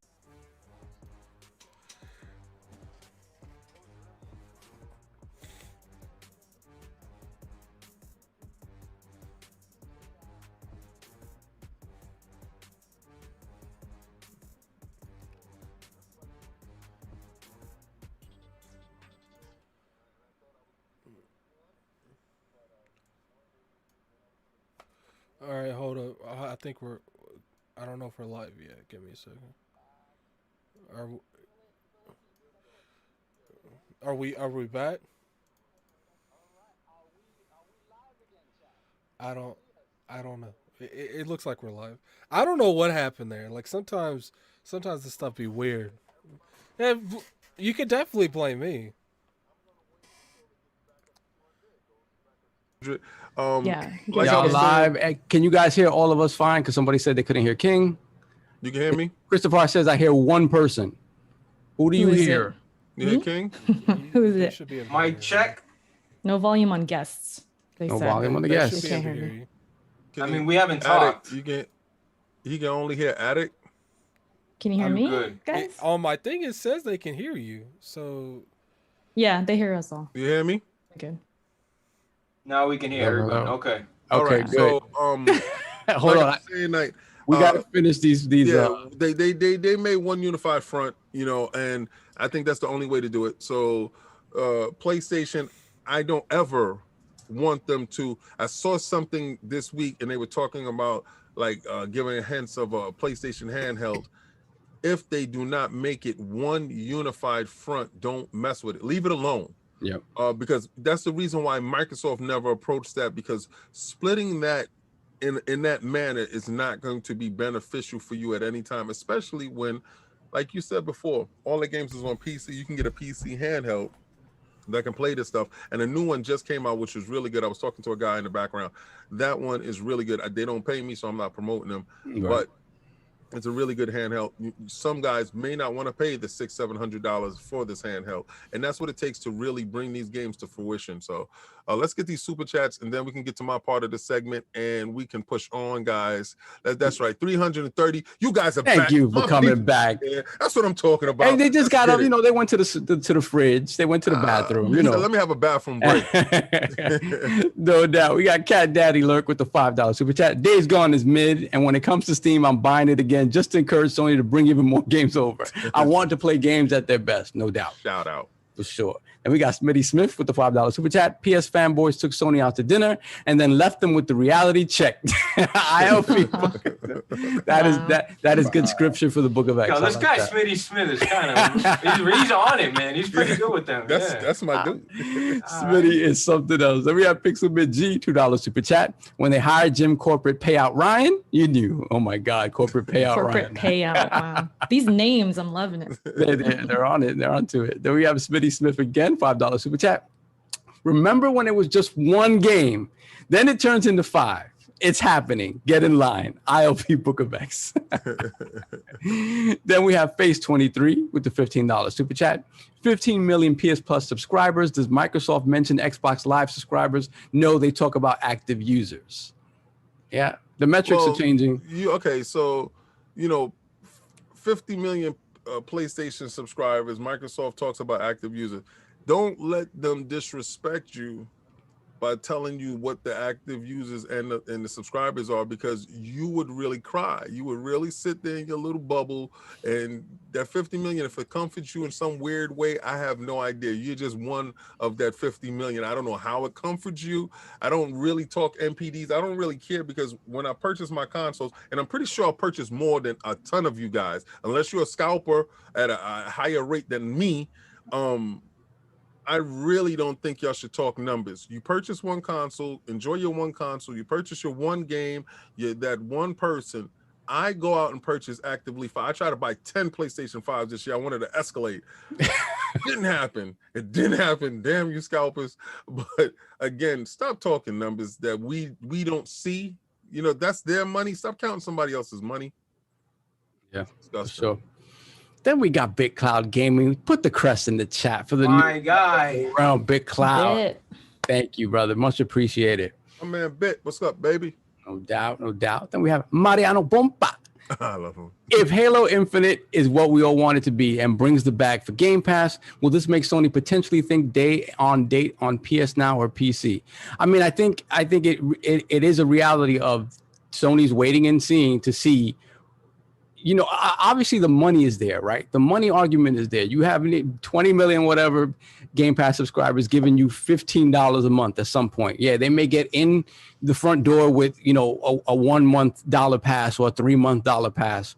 But if they stay, they're giving you that 15 a month. That adds up.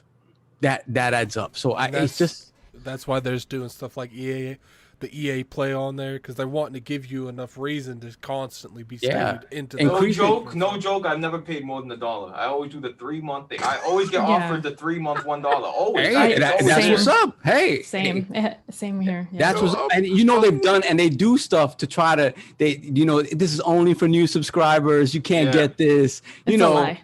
Yeah, you could. Yeah, there are ways around it. Definitely ways around it. But more power to you if they give you those options. Absolutely. But a lot of people, let's say, once that happens and you get tired of looking for the ways around it, like me, I got my card on there. They're taking my 15 every month. When I get a deal, I buy the deal, throw it on there, and then it just extends my subscription. It's a great value, man. It's a great value. I'm compromised.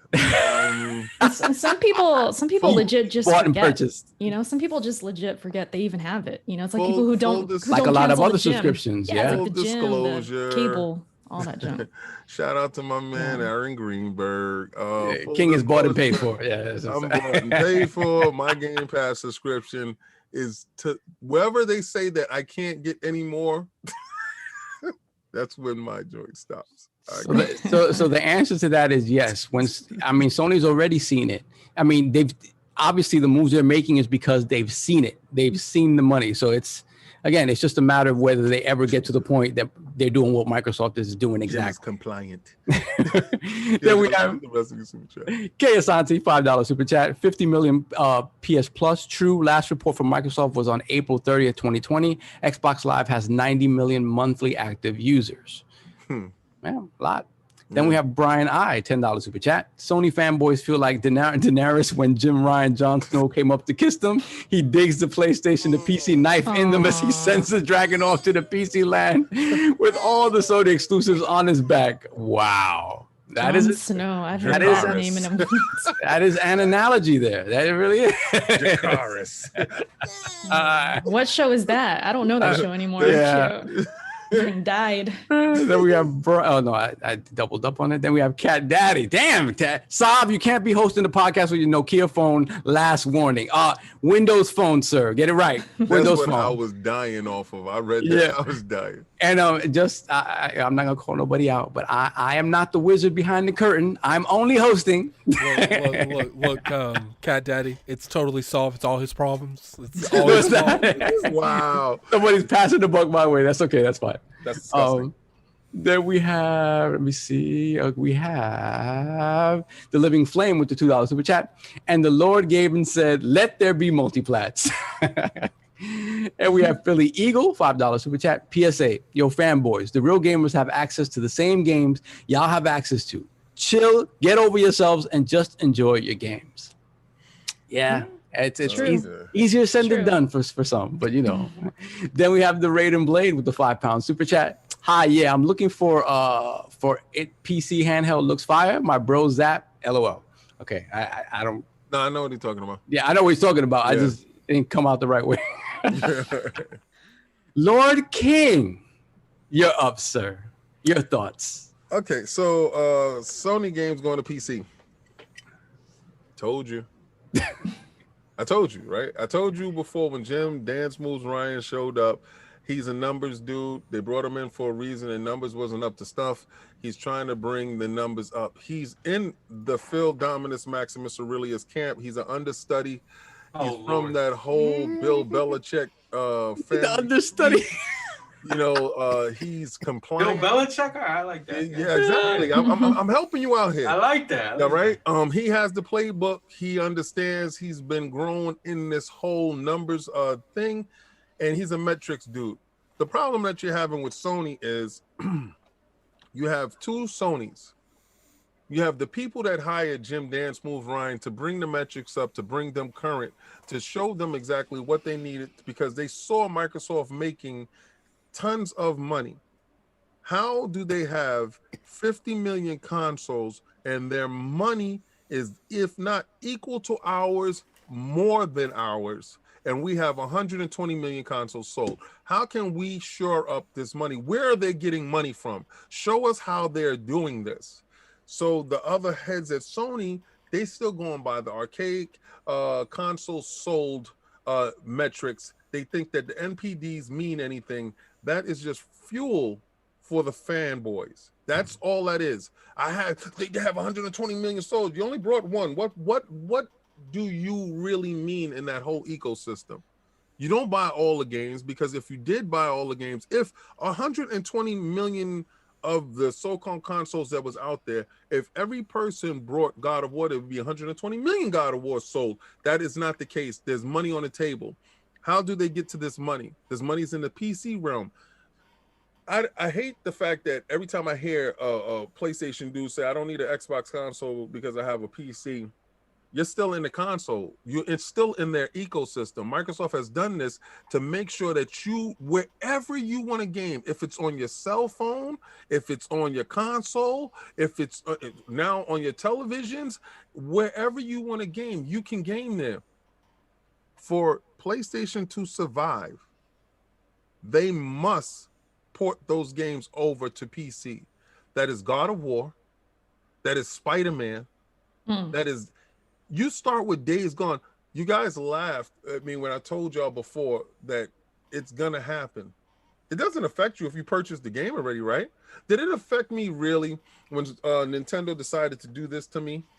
And I already had it. I already had the game. So I had a choice. I could stay pat and I can just play it here. I could just boot up my Wii U, or I can purchase the game on another platform that I actually game on with a little bit of resolution boost and stuff like that. The PC is no different, sir. The PC is no different. If the game Horizon Zero Dawn is playable on the PC, higher resolutions, better texture filtering, all this other stuff, it makes no problem to the PlayStation owner that doesn't want a PC. But the PC gamer that doesn't want a console game because he paid $5,000 for his PC, he has the opportunity to partake in what you're doing. They have to become a publisher. I told you when Sony became a publisher, you were in dire straits. because at that point in time, that means that those games could go anywhere for them to receive that money. For them to stay viable in this space, in this gaming space, they must be diverse. And if you want them to be restricted, that's you. You restrict yourself, but you cannot restrict a billion-dollar company. You know, King, if you look at the way that they did the studios, where they started, you know, I wouldn't say going away from the PlayStation brand, but they started, like, when they restructured the studios, I think people should have looked at that, because they're going a little bit like, you know, exactly what call it. They're going a little. Who that? Yo, Who's that? He said your stream went down. Who the hell dropped the stream? I'm here to police. I'm here to police the situation. Police Here we here? go. Oh man. I'm here to police the situation. Okay, first of all, I'm gonna have to do this to you, sir. On for your surgery, I'm gonna have to hit you with it. All right, so I want you to first do one thing. I want you to mute your mic. I don't need you talking. I don't need you animating your face. I don't need you laughing. I don't need you listening. We already busted all of his stitches. Yeah, his stitches is loose right now.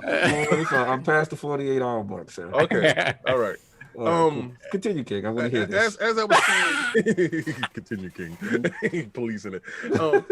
As I was saying, Jim Dance Moves Ryan is definitely complicit. He's going to be complicit to the point that, Blaze, you don't want to hear this. Now, if you want to be ridiculous and crazy and say day and date will never happen, that's an open-ended bet, right? Because once they became a publisher, once they got down with Epic, this is where the problem lies. You don't think them having a stake in the Epic store forces their hand to day and date and they want to make money? You don't think Epic wants to beat Steam? You don't think the pressure from Epic into getting games day and date on a PC, and that doesn't affect any PlayStation owner at all. If you own a PlayStation, you don't have a gaming PC, none of that stuff matters to you if it's in the Epic store. You know why? Because if a tree falls in a forest and you're not there to hear it, did it fall or not? I hear you, King. The question I have for King, though, is the consensus I'm seeing online is people are feeling Jim Ryan kind of lied to them. Right? He lied to everybody. Right. So do you think it's more of a portrayal situation? Yes. That they feel that these games would have never come? Because the reality is they're only coming 3 years after, right? I mean, they come a year or two after. It's not day and date yet. Right. Give a boy an inch, he's gonna take a yacht. Right. So so to us, we like, okay, they just setting you up for the greasy. Yeah, but we've been there before. What you've noticed is, and I'm telling you, you hear one announcement, right? Then you hear the next announcement. You know what? When I knew it was a problem, when they put that Crash Team Racing, that Smash Up Team Racing, the jump, that game into PlayStation Now day and date. Yeah, day and date. When they did day and date on that Smash Team flop game, the 61 metrics, since y'all like metric scores. And he said they're going to be doing more of that with more releases. Why? I mean, he's buttering you up. That's what I got to say. Do you think that is the substitute? Because PS Plus, that's the attack of doing day and date with certain games in there. You know, when PlayStation Plus or PlayStation Now is in the Epic store, this is where your knees are shipped to me. This is where your knees. See, they want to get PlayStation Now like Game Pass. How can we get these imaginary dollars? We need this magic money. I need magic money. I need to put an app on your device that I can get my game there, and you can purchase into this app, and I can make it viable day and date. I don't care what game it is. I don't care if you're gonna tell me it's mid-tier. I don't care what you say. PlayStation Now needs to be more viable. It came out first. Right. It's supposed to be the superior lead platform. Why isn't it more viable than Game Pass? The only reason why is one man had the vision, had the gumption, had the cojones to say all our first party games is coming here day and date, no matter what. He took the heat, but he was right. It was a gamble that he needed to make. Let Jim do his job. You brought him in to bring up the numbers, to shore up the numbers, to bring this magic money in, so you guys ain't always looking at bankruptcy. You're looking at bankruptcy every year, and it's really disgusting that y'all need a hit and if a game doesn't hit, then you're worrying about the doors closing. Japan. let me Blaze tell you something. Blaze, you don't like what I'm saying, but Sony themselves is turning their back on their home country. Japan is not a viable option to bail you out anymore. The games are not selling. People are leaving that place in droves. They're closing the Japanese studios down. And what is going to happen to you without your Japanese fan base? That these American people love those Japanese games. So what happens then? It's what, bro? It's Where's one the money? Studio. It's one studio. Where's the money? Well, hold on. What that one studio? Those workers they're being allocated to different studios. Why? Because that studio is not viable. Because that studio, all they did is assist other studios. They weren't really making. But actually, that studio, I mean, maybe in recent years, but that studio was the lifeblood of PlayStation. Like if you look at Japan studio and the origins of PlayStation, right? PS1, that's the studio that put that, especially from a first party perspective, it put them on the map. So it to King's point, it's a kind of it's kind of an erasing of the heritage and sort of going a different route. Jim is killing y'all. But hold on, King. But but that studio, back in the day, but over time they started doing other things. Sony Santa Monica, right? That's what you're gonna tell me, right? You're gonna tell me Sony Santa Monica, right? And a lot of their top studios, let's be real, they bought those studios too. Like they bought them. Listen, my problem, King, is not what you said. The only problem I had out of everything you just spewed, and a lot of them were facts, okay? But the only thing I had a problem is that PlayStation needs to. If they don't do this, they're this, and I don't feel like they need to do anything. They're going to die. So the question becomes the viability of PlayStation, right? Cog, I love you, man. I hope you're Cog is the voice of reason. Erica is too, but Cog. Listen, without you here, Cog. I'm trying to understand your mindset, because the only point that I see what King is saying, I see where you're going. The only point what I'm trying to say is, let's just say hypothetically, if this saves the business model, let's say the old business model is not viable going into the next generation. And if this is the way to save it, is it an ego thing on us as gamers to say a year later that this game goes over there, but it saves Sony? I'm not saying it is. I'm just saying hypothetically. It shouldn't be. I don't even think it's necessary. They're on that. If we don't do this, we're gonna crash the shit thing. I think their mindset is, this giant market that's on tap. Why ain't we tapping that? It's just it's right in front of you. It's right in front of you, and it's like you say, like the conversations we're having are echo chamber conversations that we have because we're hardcore gamers. Right. When you look at the vast majority of people who own these platforms, the vast majority don't care about any of this, and they will play these games wherever they find them on, right? If they happen to be somebody who has a $2,025, $3,000 PC, they'll play them on PC. Or for a lot of people, the fact that it's exclusively on PlayStation doesn't mean anything to them. Here's the thing too. Oh, well, go ahead. Sorry. No, go. No, I was just gonna say, I think with some gamers, at least from what I kind of see the consensus, I think some of them are just afraid console gaming is going to die at some point. But the reality is it's bigger than ever right now. Yes. Pandemic, kind of maybe has to do with it, but gaming ever on Microsoft. Gaming's not dying. It's not going. It's huge. It's bigger than like the movie industry right now. It's freaking huge. I saw some. But the numbers. climate. No, let me just say this. The climate though. And the future. Remember, for a long time we were like, no, we'll never buy digital games. I'm all physical. All physical. It's not going to take over, right? And then what happens? Digital is freaking huge. It's the same thing going into next gen. It's like, I'll never do streaming. I'll never do PC. Tell that to Nintendo. And then what happens? I used to be a console peasant, man. I was all about console master race, console this, console that. I don't need 60 frames. And then what happened? I'm on PC majority of the time. It changes, it just, you gotta go, if you're a gamer, right? You want to play everything. You gotta go with it, or else you're gonna be left behind. We always had 60. We had 60 back when we had CRTs. When we moved from CRT to the newer televisions, we got dumbed down to different frames. And a lot of these guys, first I gotta give respect. Y'all really think I cap for Phil Dominus Maximus Aurelius Spencer? Yeah, I do. That's Daddy Phil. That's Uncle Phil right Well, he there. ain't my daddy, but Phil. That's your daddy. What? He's not feeling that designation. You're not feeling daddy? All right. It's me then. It's just me. Okay. My daddy just me. died in the war.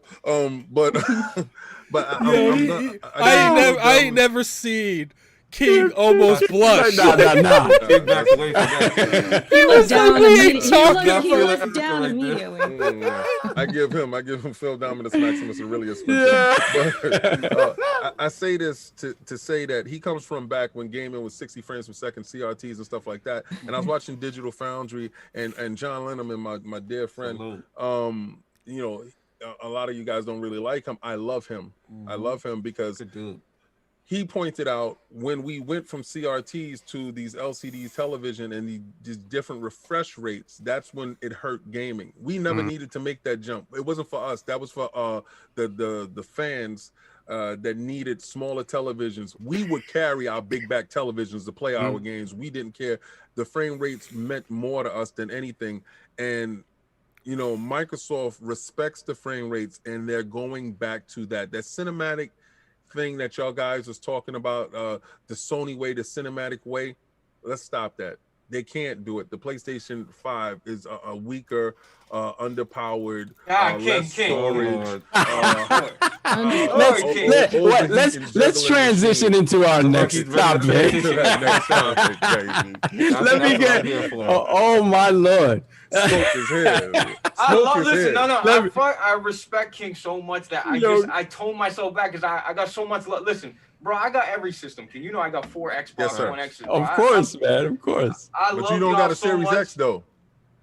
That's because of you're frauding. So don't let that bet hold you back from greatness. I won the bet. I can right. So go pick up your Series X now. Where?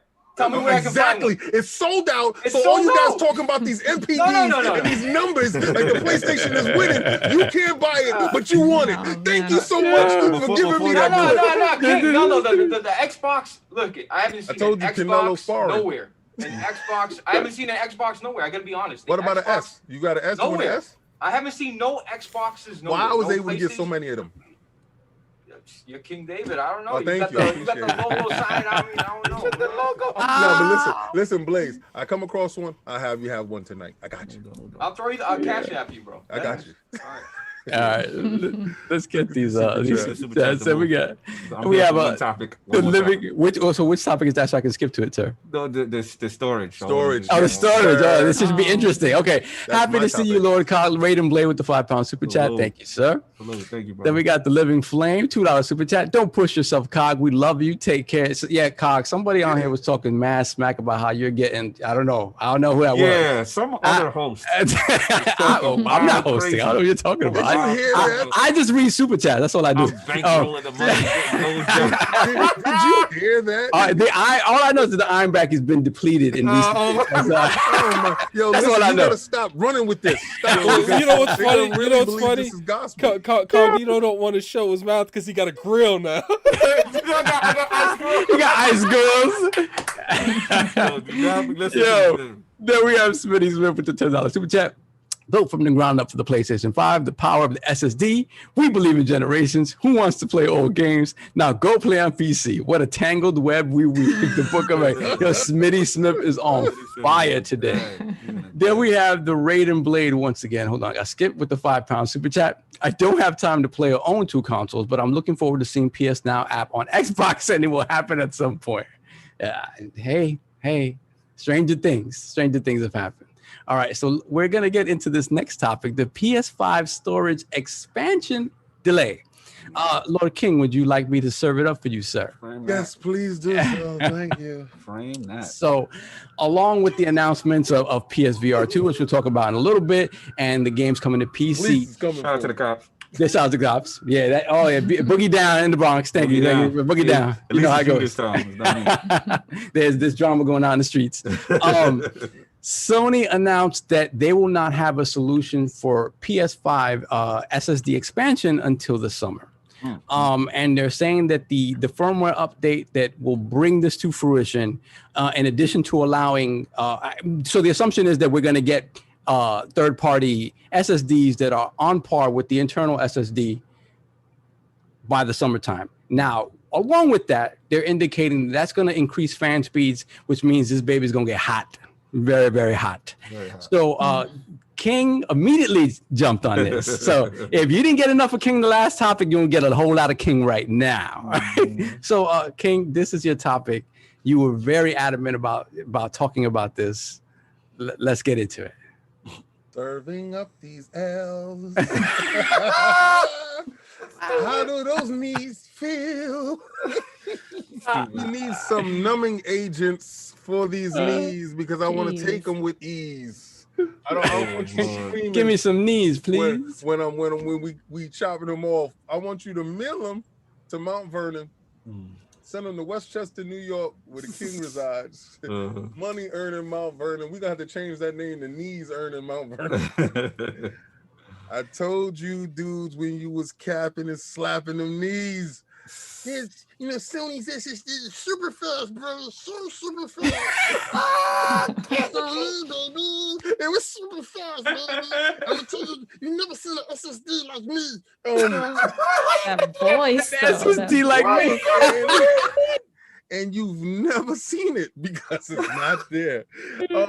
Microsoft is selling they 1 terabit solution, $250.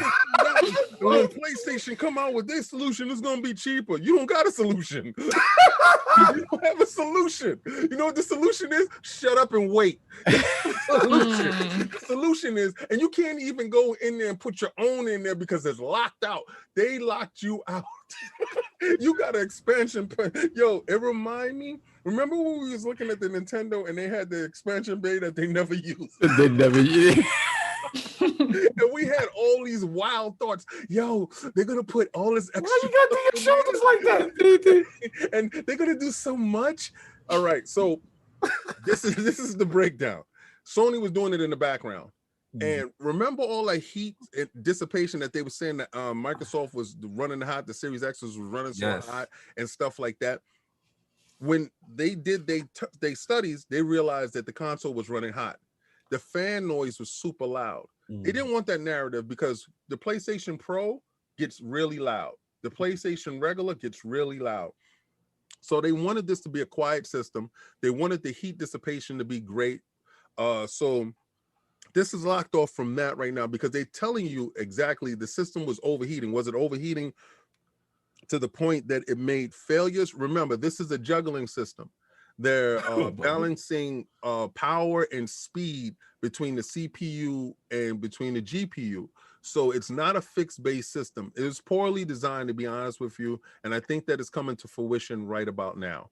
Now, the SSD not being there hampers them in this next generation because we have a Call of Duty.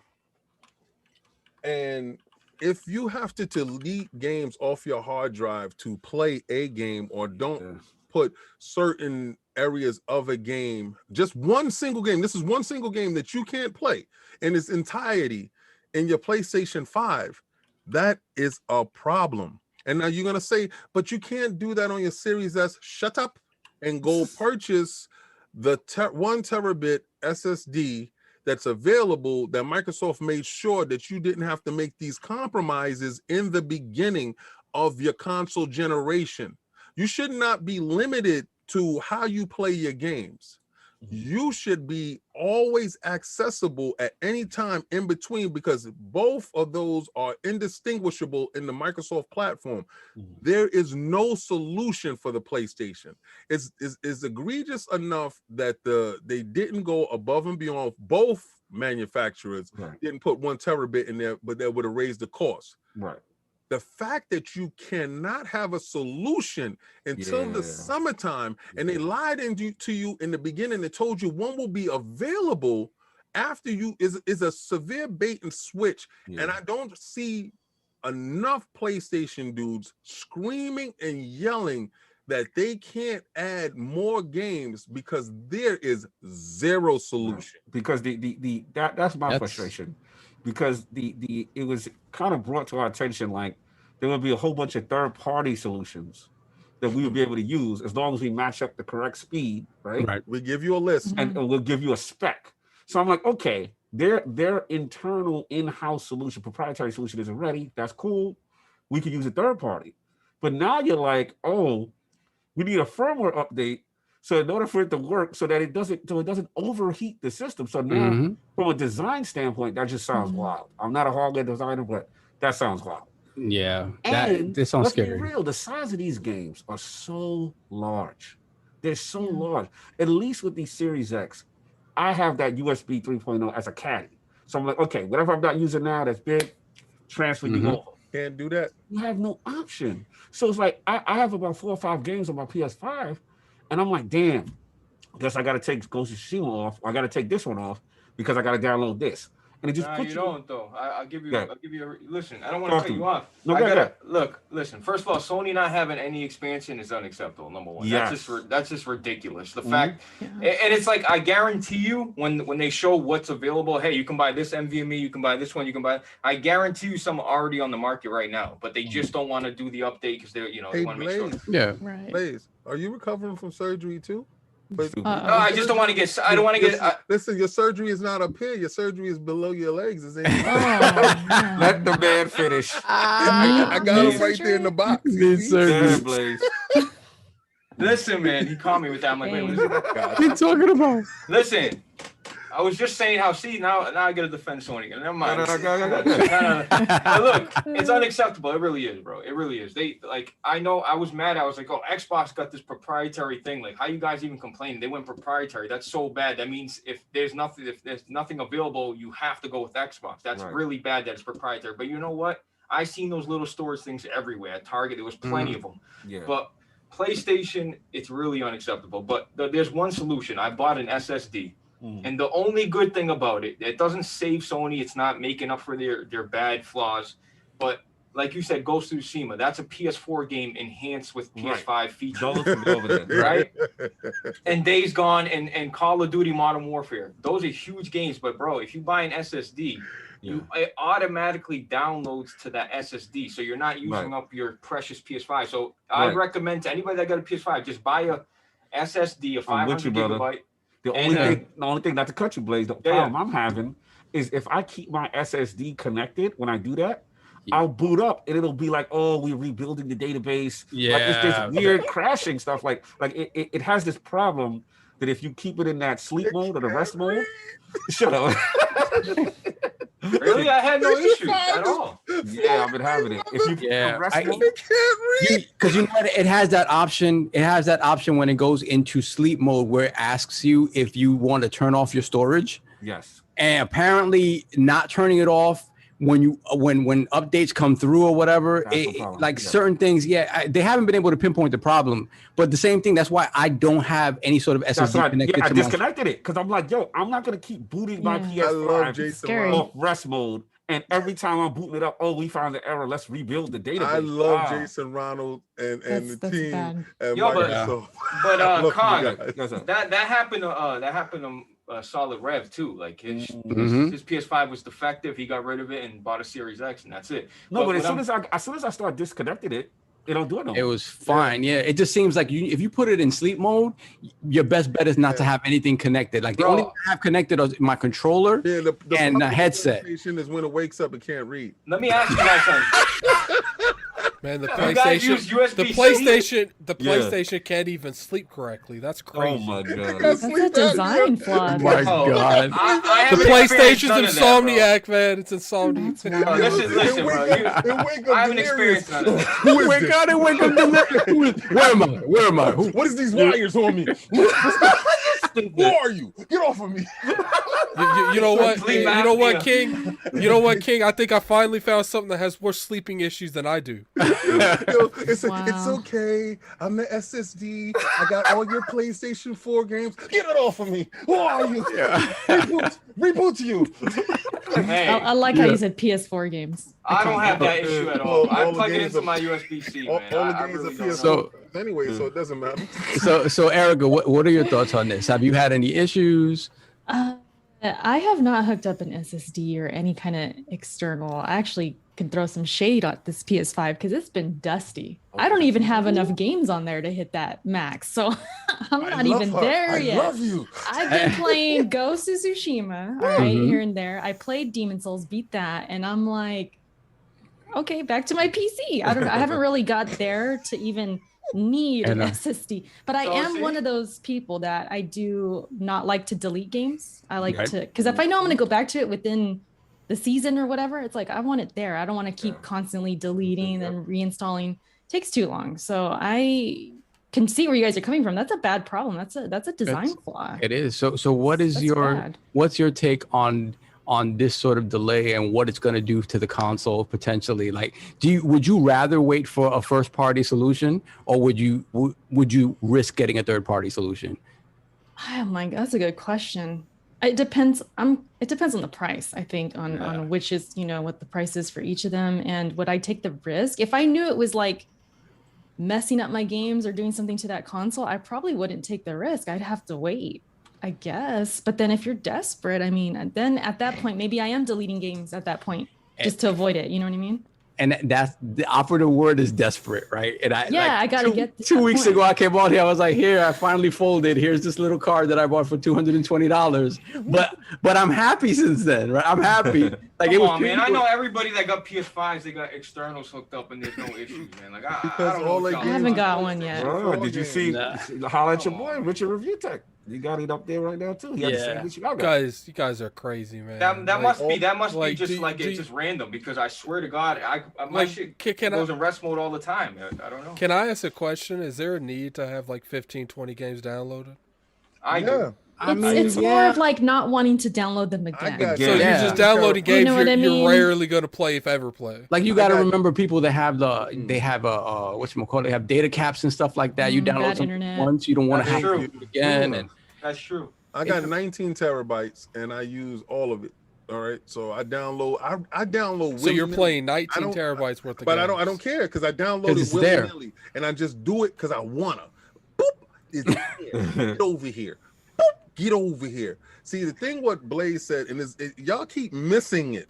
Y'all keep missing it. PlayStation 5 don't have any games, so he can hook up his SSD to it and play all those wonderful PlayStation 4 games, that last generation butters. Listen, I told you guys the hard launch was in March. It's here. March it's around the corner. You're gonna start seeing PlayStation 5s available. And then the real launch is when the SSD come out, because that's when they actually really ready. Both of these consoles had a problem. Yeah. Both of them, right? Came in hot. And I'm going to give Jason Ronald and his team the win in this category when it came to design, when it came to execution, when it came to getting you your all-in-one package available at launch where you can game without compromise. Now, where they faulted at, they faulted in the dev kits. Yeah. Sony dev kits was on point. Fantastic. Their games ran flawless in the beginning, and a lot of their games also that was multiplats was outpacing the biggest, stronger dude. They was running rings around him. It was looking like Roy Jones fighting Mike Tyson in there. And literally, they held their own until the development kits matured. Now we're starting to see the separation and certain things, but both of these consoles have their issues. The SSD is a huge problem. I would love to have a extra SSD in my PlayStation that I do not use it. I'm not lying to you guys. When Ratchet & Clank comes out, I'm going to play it. I'm going to beat it. I'm going to move on. I'm not going to cap and say that it doesn't bother me. It doesn't affect me, but I'm still upset for a lot of you guys that it is affecting, that's having this issue. That's why I brought it up. Just not to just bash on Sony, and I like to have fun with them. I can't imagine what it's like for somebody who's primarily on PlayStation, who has a lot of games, who plays all of their third-party stuff on there. And that's crazy. That's crazy, because the thing is, again, that's the problem I was having on Xbox. All of a sudden, you're looking at it and you're like, I gotta delete this, I gotta re-download this, I gotta move this to the external, which you don't have that option right now on the PlayStation. But for me, as somebody who has their PlayStation for their first-party stuff, even then it's crazy, because again, all the like the Ghost of Tsushima, putting on the Last of Us 2, exactly. Exactly. Yeah, you know what, King, you got 19 terabytes. You know, I was just thinking that's crazy, because Gears 1, 2, 3, 4, 5, all the Halos, all the Forzas. You know, that's a lot. It takes up a lot of space. Why do you only say those 3, Blaze? Why you only said those games? I'm just saying. Those are the games that they got. That's all. Big Mac, large fries, and a Coke. Big Mac. Yo, he said throw the shot. You see the shot? He said the multiple iterations of each game. That was. You gotta have 1 through 5, man. You can't miss. You can't have 1, 2, and no 4. You gotta have 1 through 5. Blaze, the whole slate. Blaze definitely premeditated that. Yeah, he thought about it, bro. Because I'm looking at my body, I got all these bruises. I'm like, well, I gotta punch this guy back. You gotta let the respect go, Blaze. You gotta. I love it. The thing is, I've been on 4 podcasts this week, so I feel this is the other thing. I feel like I'm repeating myself. I've been battling. I've been doing this 4. Damn. Everybody wants Blaze this week. This is Blaze's week. It's the Blaze. Going through it. They want to blaze. Pause. Right. I say this, Blaze. When you get a Series X, you'll be happy. I will be. I want one. You know why you'll be happy? One. You'll be happy. You can stop playing with Erica on PC. You know why? PlayStation has no games. Well, actually, technically, Rogue Company's a cross-play, so. But he'd rather game on PC than knock the dust off that 5. But you're gonna get that Series X, and it's going to change your life, bro. You know it. You know I'm not capping. You know I'm not capping. Listen, your controllers don't work. You're not wearing a hat. You're right. Check this out. Check this out. Your controllers don't work. Your SSD's not there. Oh God. You know, you have controllers the don't weakest work. console. When did this happen? What do you got to lose? Listen, oh my God! You know where I got that reference from. If you understand me, you understand Philly. No, I do. What do you have to lose? Unbelievable.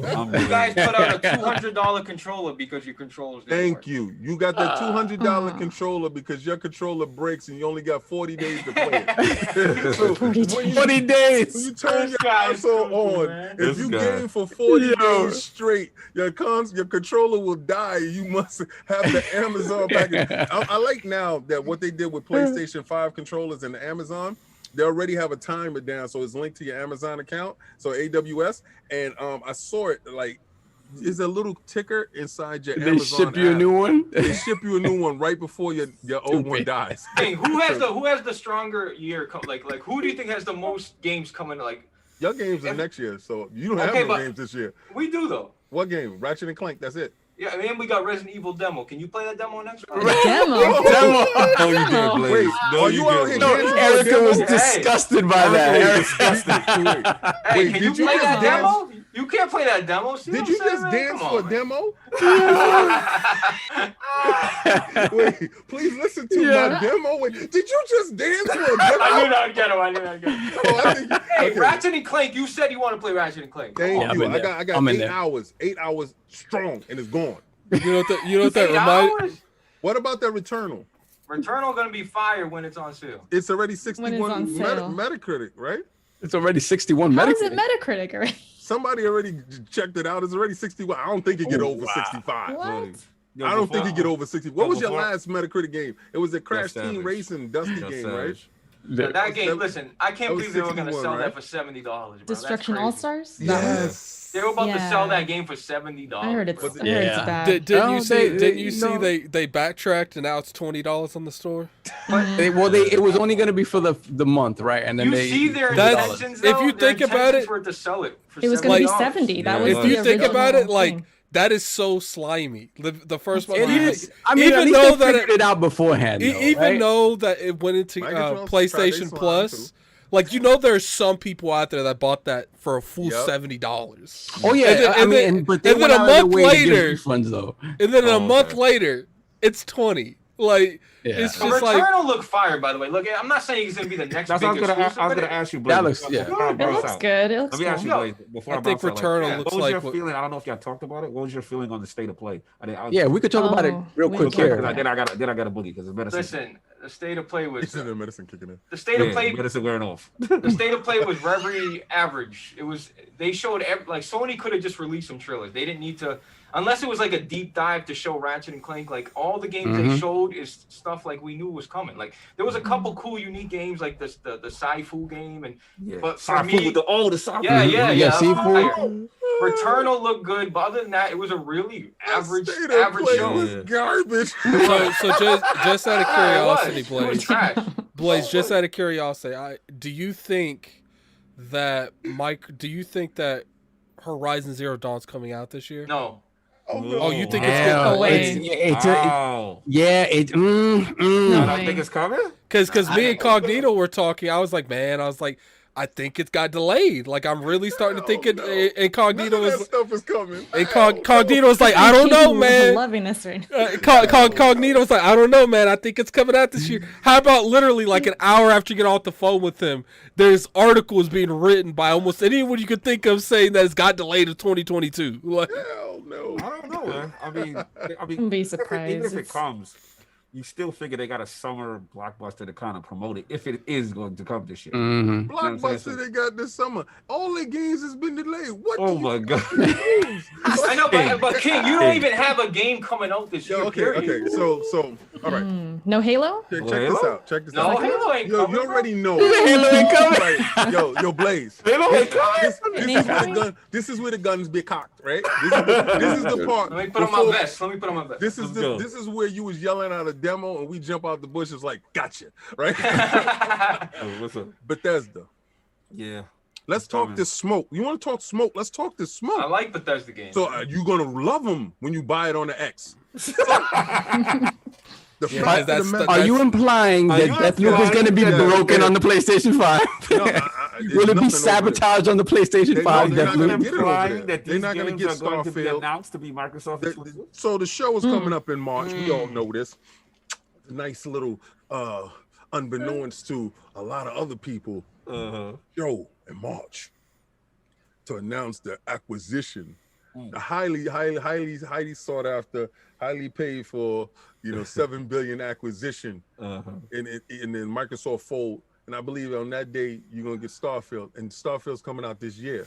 Yeah, so and I think it's gonna be an exclusive too. Yeah. Wait, Starfield's coming out this year? Yeah. You want to put knees on that? Yeah, I actually look. Me and King, we could take a knee each. Yeah. So I'll take your ankles for this one too. Listen, I hope it comes out, but I don't think it's coming. I don't want to hear none of that. Are we taking your knees or not? Listen, all right. You think Starfield's coming out? Yes. This year. Oh man. This year? This year. And Xbox exclusive? Before Halo. Before Halo. Before Halo. I'm not going that far. I'm not jumping out the building. I think Halo's November. I think they're just going to wait for November. November. Yeah, Halo's coming out in November. If that is the case, that would be two major. I think Halo's October.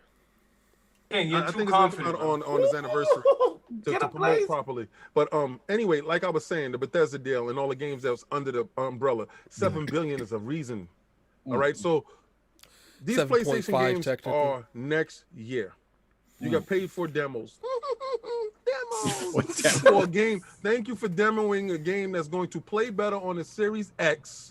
Maybe on the Series S, that's keeping pace for the $500 console. They could do 4K, because right now they're doing 4K and they doing 60 frames per second. They're doing exactly what you're doing, but they're doing it cheaper. Hello. Can I get a lock card, please? Okay, so Kate, you don't think what you call is coming this year? You don't think what is it? Horizon is coming this year? Hell no. Wow. I'm first low-key of all, starting to Forza think not it's coming getting this delayed year. too. Horizon's not coming this year, and God of War's not coming this year. None of those. So they just gonna end with. So what's the game? So what's the lineup? What's the game? Okay, well the lineup is going to be little crappy things that they had in the background and stuff that they purchased for a minute. So that what was that game that they you're gonna have the Deathloop, the can now that, I mean there's rumors that actually Final Fantasy 16 is this year. Yeah, no, that's I believe not so. This year. I believe they're gonna have. We haven't really seen enough gameplay to think that that's this year. They had the Luffy thing, right? They have the Final Fantasy 7 remake. Yeah, that's the summer upgrade. Listen, right? King, you guys can win a year, bro. As long as we you can win. You can take the hill. As long as we take the whole city, you're good. Listen, good, bro. It ain't gonna matter because the Breath of the Wild 2 come out, it's folding everybody else. That ain't coming till like 10 years. I know. Ain't coming soon. and that's not coming to next year. You got Skyward Sword in July, and then Nintendo's gonna ride out. They can do. Oh yeah, we're getting all kind of yeah. remasters at the end. We're gonna get a bundle just like Mario. That's Erica, real quick. What It's gonna be a top selling too. State of Play. I didn't see the whole thing. I just kind of saw the highlights, trailers, because Kenna is one of my. One of my most anticipated is Kenna. Yes. So I watched that trailer. Nice. Beautiful. I can't freaking wait for that game. August though, I thought it would be sooner, but you know, I could wait. What did you think about the gameplay? It looks awesome. I like I like the gameplay itself. It kind of reminded me of Zelda. It reminded me of Zelda a little bit. You got the bow and arrow, you got the abilities that seem to come from her staff. What did you think about the downgrade? The downgrade? What downgrade? What are we talking about? So when we first saw it, we saw it only in cinematic form. So they gave the impressions that this was what the game would look like. Why did Cog say, "Oh no"? So when they actually showed the game running, it looked like PlayStation 4 game to me. And I don't know about all that. It's statements like this that people think that we're Xbox Blaze, I'm with you, Blaze. I don't know. This is why. Wait a minute. Didn't they say it's coming to PS4 as well? No. Yes. It is. And PC. Everything it's on PC coming to as the well. PlayStation 4. Why? Because you can only play. So hold on. Look, Kenna is one of those games where the art style, it's timeless. Yeah, it's not going to be realistic. It's not going to be like freaking knocking your socks off. Maybe it's still going to be beautiful. It kind of reminded me of like an Ori kind of style, but like 3D with Zelda. You look at it 10 years later, it's still going to look great. Exactly. That's the kind of look it has. It looks like a Pixar movie. Like it looks like a Pixar. If Kenna was on Xbox, it'd be completely different. Right, exactly. Throw the Phil Dominus logo. No, King, wait. King, no, King, you're being biased, King. You're being biased. Time out though. Get me. Doesn't if it's in say... Game Pass, I'm playing it. There you go. But King, doesn't it say in the fine print for Kenna, it's like a timed console exclusive. Yeah. It's coming to Xbox. So will you say it's beautiful then? Yeah. No. And I'm gonna say this, right? He's gonna say that X is gonna make it a next gen game. It's gonna get a boost. It's gonna look better. It's gonna play better. It's gonna be better. But we know this. But I'm not buying it. If it's not in Game Pass, I'm not buying it. I'm being real with you. It'll be in Game Pass. If probably. it's in Game Pass, then I'm trying it, but I'm not buying it. Oh my God! Nintendo is the only. So wait a minute. That get me to do this dumb get America. Okay, why? There's a lot of flip flopping going on here. Get America. Give me. Well, I know you're not really a PC gamer, so I can't really use that part of it. But you're willing to pay $60 for a Nintendo freaking port. A dusty port. Yes. And time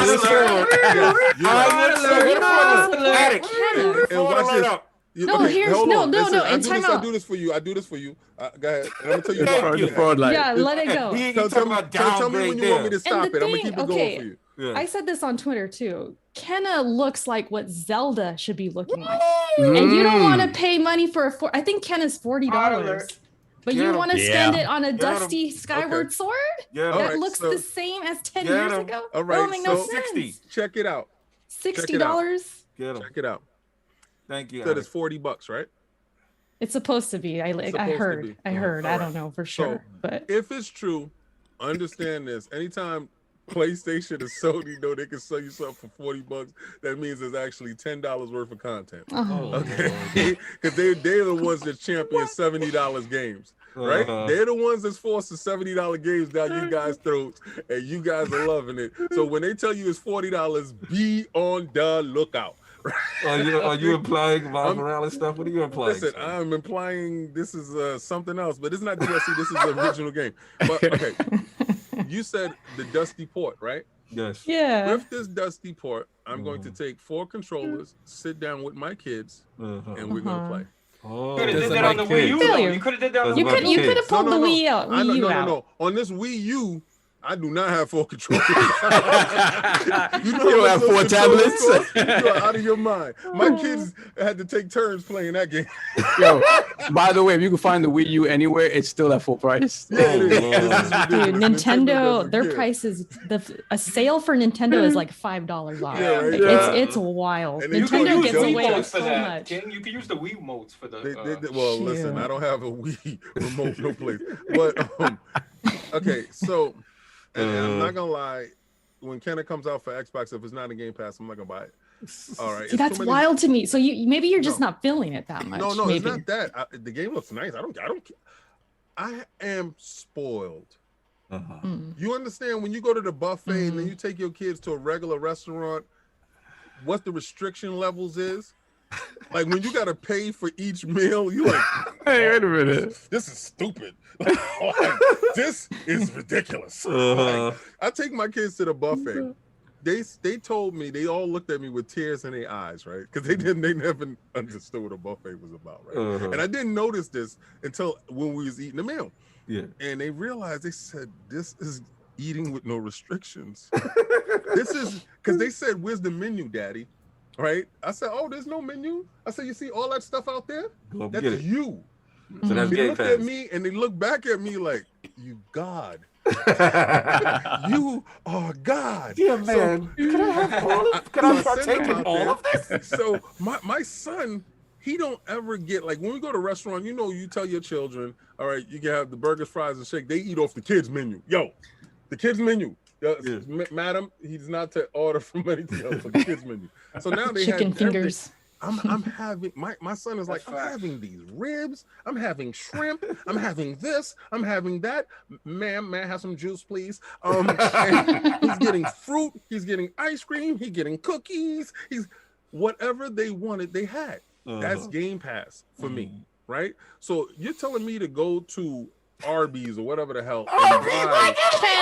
Kenna ain't no Arby's. Oh my God. Erica, he likes leftover food that everybody else can listen, right. But my food come out fresh date and date. No. But listen, can you bring up the buffet example? You know the buffet has some nasty. Everybody's breathing on it. Everybody's like, ha. Wait a second. Everybody breathing on it, touching it. I don't know where you go to your buffet, but if you ever had partaken in Game Pass, you will understand it's a premium buffet. You know they got that hard garlic bread on there that hasn't been, you know what I mean? You're gonna skip that. You're gonna go to the ribs. Yes. No. It's fresh. I'm sorry. I gotta go to you got the hard pizza, the hard bread. I have to Golden Corral. I have to fight for her because they're giving her some stale food at her buffet. And you need to get out of that PlayStation now and come over. You see, this is what happens. See, Blaze, this is what happens when y'all eat that PlayStation Now food. You think it's stale, you think it's old food. But over here, we get fresh direct. Time. We complete. I have no clue how we're talking about buffet stuff. Time. But I'm just saying this. I'm not gonna play that game unless it's inside Game Pass. To be honest with you, I'm gonna keep it real with you. It doesn't pique my interest in the part where I have to spend money. Yeah, my money, you have to earn it. Right? And it has to be a reason for me to run out and go get it. So far this year, Nintendo has earned my money twice or three times. Even the cat tells you, what are you talking about? We don't like buffets. We love buffets. She's trying to get in on this. She's trying to get in. Yeah. The last thing of the Final Fantasy thing with the state of play, did y'all feel it's a hustle? With it's definitely a hustle. We talked about the Yuffie thing. Like, why? Yuffie, not Yuffie. Yuffie. Yuffie, because it's whack. Yuffie. I don't like that at all. I don't like that. Sony's giving out, like Final, like PS Isn't Plus it free, Blaze? Isn't it free this next month? Yeah, it's going to be free. Final Fantasy, Farpoint, a lot of good games, right? Yeah. Remnant, great games. Yeah. But the thing is, if you get that version, you can't get. That's whack to me. It's like, man, like, look, everybody who wanted Final Fantasy already bought it. Anybody that wanted to play it has already bought it and played it for the most part. Man, get PS Plus. That's a great perk. Like, yo, I'm signing up for PS Plus because I want this PS5 enhancement. But like now, it's like, damn, like, I don't know, man. I don't like that about that. I understand it's a money thing, man, but I don't like it. It's kind of dirty. Yeah. The sad part about it is they got me. I know they got you. I can sit here and I can. And you're confident when it comes to Xbox. Whenever it comes to Xbox, you're getting it too. Sadly, I'm buying a PS5 for that game.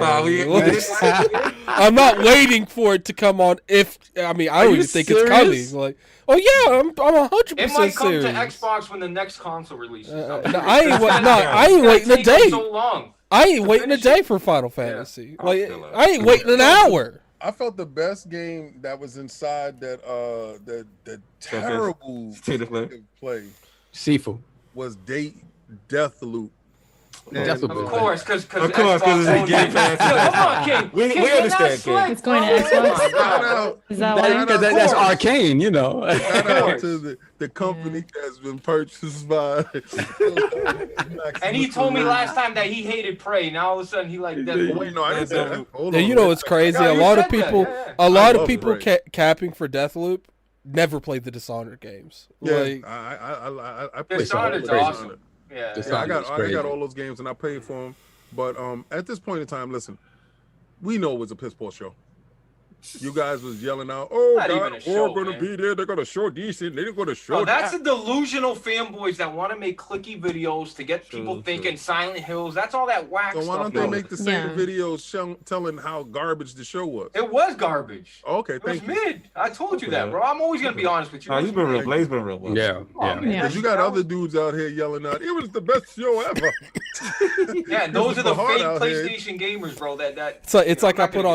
It's like I put on Twitter. Let Microsoft come out with an inside Xbox. Let them end on someone else's game, and let them end not only on someone else's game, but an expansion from someone else's game, and see how quick the internet turns on. But you know, when it's PlayStation, everyone and their mom has expectations. Everyone does. Oh, I didn't expect nothing, but literally Microsoft will tell you, yo, we ain't gonna have nothing. This is gonna be for a certain demographic.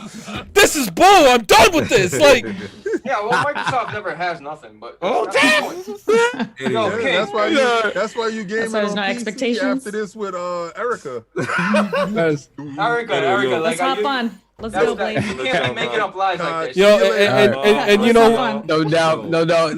Big shout out to the boss for coming through. Listen, feel better, bro. And you know, we got to give a shout out to Luca. We got to give a shout out to Luca, man. Where's Luca? Like her famous quote this week.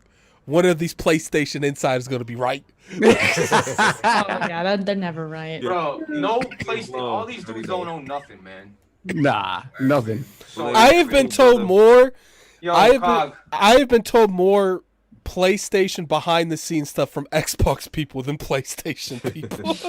Yo, Blaze, always love, brother. Erica, you already know it. Thank you. All right, Cog. No doubt. My medicine. Thanks for coming through. Hey, Cog. Nice to see you. Bye. Bye. Go rest. Keep them in check. Yeah, exactly. I promised to that person that was talking bad about you. I'll make sure I take care of them. I'm not pocketing money for no job. Bye. Yo, Saul. No doubt. What's up? All right, back to the smoke, Blaze. Hold on, you guys got. Oh, he did it when the boss left. See that? Yo, you guys got faith in Halo coming up, though. I'm serious. Like, do you guys really believe? Listen, in Halo? man. They came and they gave a date. They're working on it. They're showing pictures. They haven't showed any more video, which I want to see at some point fairly soon. Pictures though. Yeah. Well, I mean, they're gonna be comparable, man. They're gonna be comparable. We can't say these machines aren't capable of that. So, of the pictures that they showed of Halo Infinite, are PC pictures. I'm confident it's coming out this year. I assume the Series X is going to look similar, if not identical, to what those pictures were. Yeah. Like, I don't know what the Xbox original one's going to look like. You know, hopefully. Yikes. They got to stop that, bro. It ain't coming out. If it comes out on Xbox One, it's going to be powered by the cloud, and that's it. Whatever. There'll be needs. Let's hurry up and do these last two topics. Let's hurry up and do these last two topics. Let's blaze through these last two topics. Let me get these super chats before, because we have a bunch, and actually I missed some from before, so I will read those out. We got, let me see, Stitch with the $2 super chat. I'm here for the smoke. Get him, King. We got all the smoke. Then we got Everborn with a $2 super chat. I don't know if he put anything on this one, but thank you again, brother. Oh, no. Dance moves is Sony's Tim Cook / Steve Ballmer. Yeah. Have you ever seen Steve Ballmer dancing with the sweaty armpits and all that? Yeah, I love him. Then we got Winaway Dragons TV. Good to see you on, Cog. Hardcore gamers never let anything stop them. Get well, my brother, no doubt. Actually, I have another one from 108 that I missed. Good afternoon, ILP. Thank you, brother. Then we have Jean-Marc Louis with the $5 super chat. Jim Ryan don't go on PlayStation podcast because all they do is talk about Xbox. Then we have K Asante with the $5 super chat. Speak on it, King. Folks clowning when you say it's a juggling system. Go Google and smart shift people. It's real. Yeah, it is real. It's real. Then we have Eagles fan 76 with the $10 super chat. Serious topic. Is the PlayStation 5 flawed? I see a complete revision in 2 more years and PS5 Pro made with some of the missing features in it with the stable clocks too. The system wasn't built around cooling in mind. What do you think of that? You're right. Even though it's quiet. It's kind of wild because that thing it's huge. Yeah, you would think it would have that in mind, and that's why it's so it is big. quiet. Yeah, and it is quiet. Erica, you're so right, but it is built around cooling. That big heat sink inside makes it that large. You know? Yeah. And we got Smitty Smith with the $5 super chat. PS5 SSD storage. Sorry, I don't see your name on the list. IOP Book of X. yo. Smitty is on it today. Inside the club. Yeah. There we got Pixelbit G, $2 super chat. Design flaw since PS3. Rebuild the drive. Yeah. I never liked that on the PlayStation. Sometimes you get that and it'll take forever to rebuild that drive. Hasn't happened to me that much, but it sucks. Jonathan B, $2 super chat. Y'all telling me the PS5 needs hooked on phonics? Wow.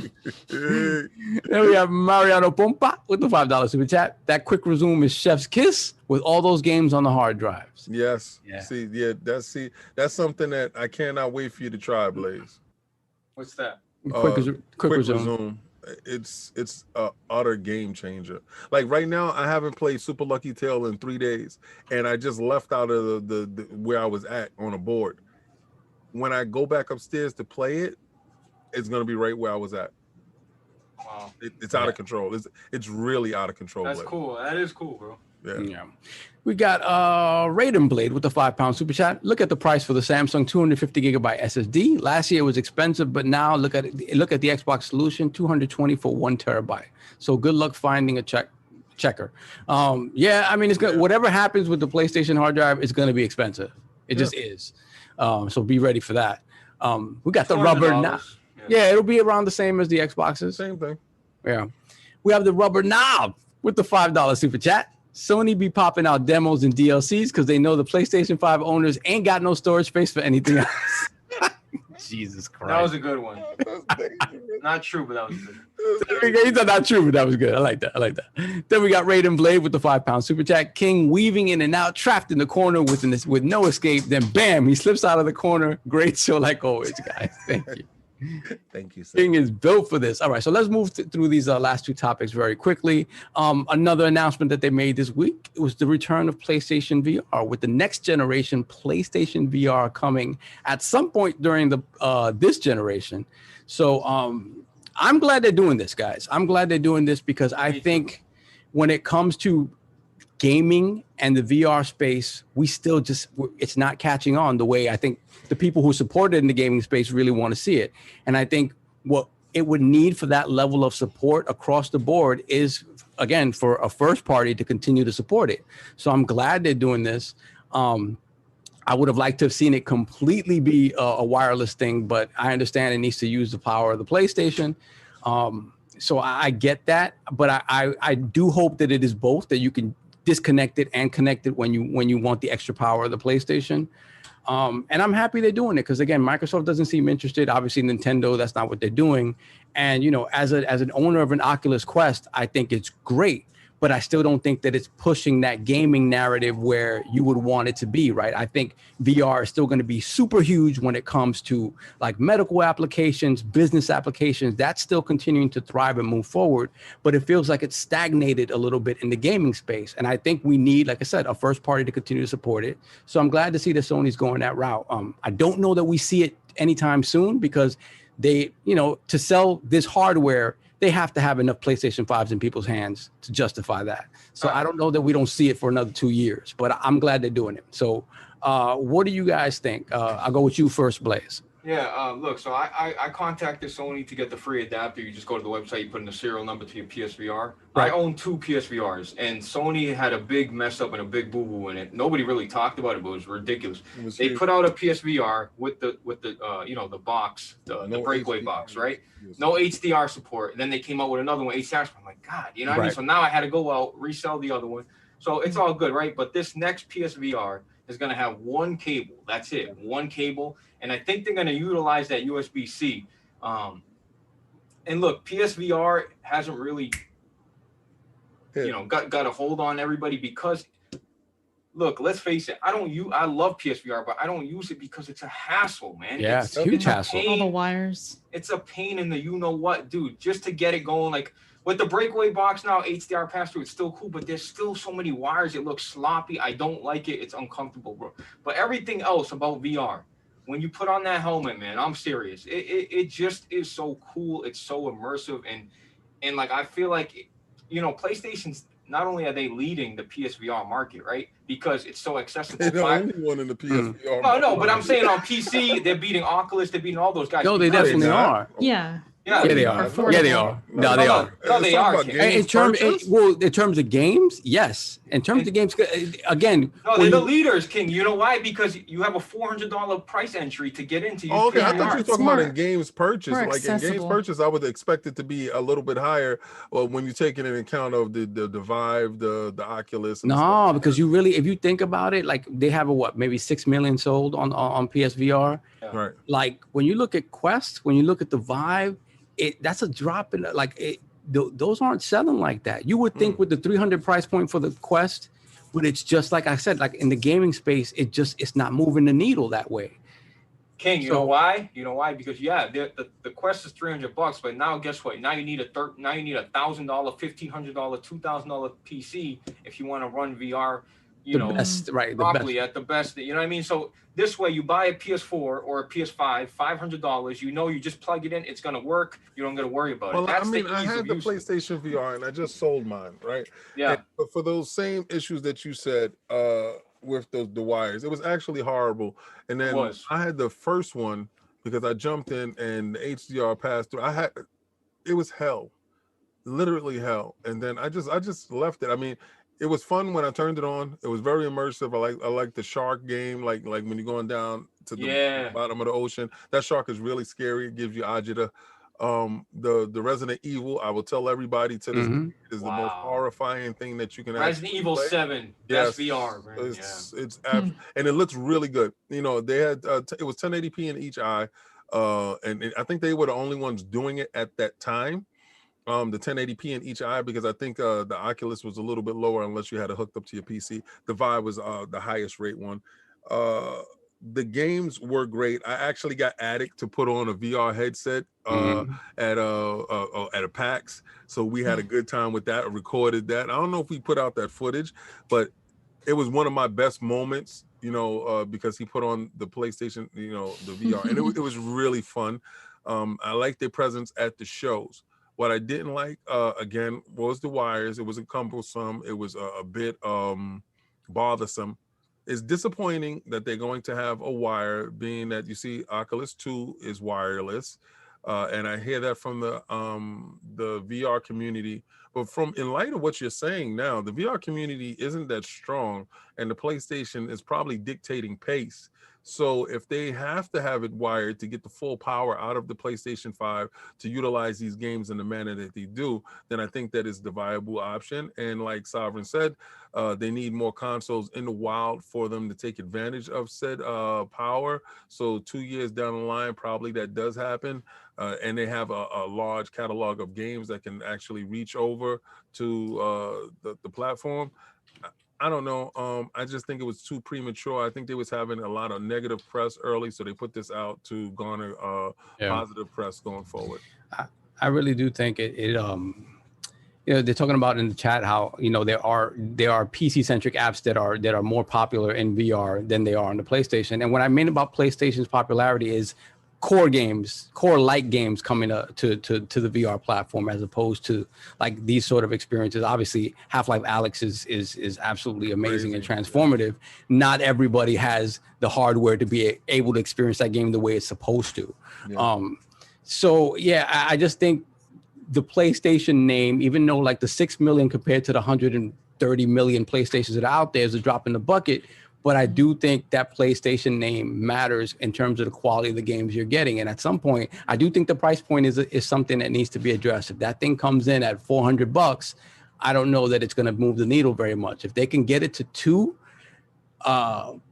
no more than 3, and that's pushing it, and it's considerably better than the old one, I think we have something going on. And you know, the chat saying VR is garbage, VR is just, look, man, can we just look? You see me, I'm a PlayStation guy, but I got all Xbox shit. Like, excuse my language, but like, stop with the like, oh, because if it was on Xbox, you wouldn't be saying this. Anybody that I know that's tried VR, just tried it, that bought it and tried it, doesn't say it's garbage. They might say, hey, look, you know, it got me sick. It's not ready yet. Yeah. It's not ready yet. But nobody ever says it's garbage unless, you know what I mean? Unless you just, I don't know what to, you know, but if you try it, you wouldn't be saying that, I promise you. If it was on Xbox, you'd be loving it too. Even more. I wish I could play it. I don't have much to say about this, but like because my stomach would not allow it. I would get sick. Get used to it, man. I get motion sickness with like some FPS games, and that's without VR. Oh, so really? I just it's a thing. So but I mean I wish I could. No, every time I went to like PSX or something, some event, I stayed away because I didn't want. I feel like it would ruin my whole day. I'd be sick, you know. So I didn't risk it. Oculus had a thing for people that had that problem, because it's they have the cinema mode, right? When you watch the movies, and I had watched a movie inside the cinema mode, and when you put it on, I think PlayStation does it as well. You sit inside a theater by yourself. You know, you're in this. It's creepy as hell. And you're looking around. There's nobody in there, but there's a giant screen in front of you, so it doesn't move and stuff like that. It just feels like normal. And you're watching the cinema on the larger screen. So for anybody that has like a small television, like a 32-inch or whatever, that would be cool. And you put this on, the screen is like 100 inches. It's crazy. So this was a Sony thing before the VR headset, right? You remember it was like a mixed reality thing, but it was specifically for that. It was like a 150-inch screen or something like that, right on top of your eyes. It was bro, cool. as you're looking around, you're seeing the seats and like it's like you're there. Don't they do that like for sporting events and stuff? Like VR. I don't want to say that's PSVR. pretty neat. VR is awesome, man. It really just try it, man. Don't matter if you try it on your PC. If you don't want to play, don't play. But try it. You can go to concerts and stuff like that, Erica.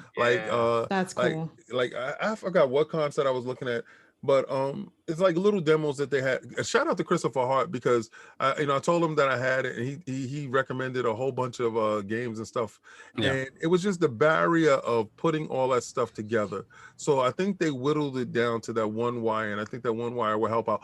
But for you, Erica, try to get into like a seating situation, not a standing situation, right? Yeah, for sure, not standing. All over. And try to get into a seating situation where you're looking at something that is not so much motion heavy, but that is more of a spectator type of mode. And it's going to be transformative. I'm sure. Yeah. I do want to try it eventually. I think I will at some point. Yeah.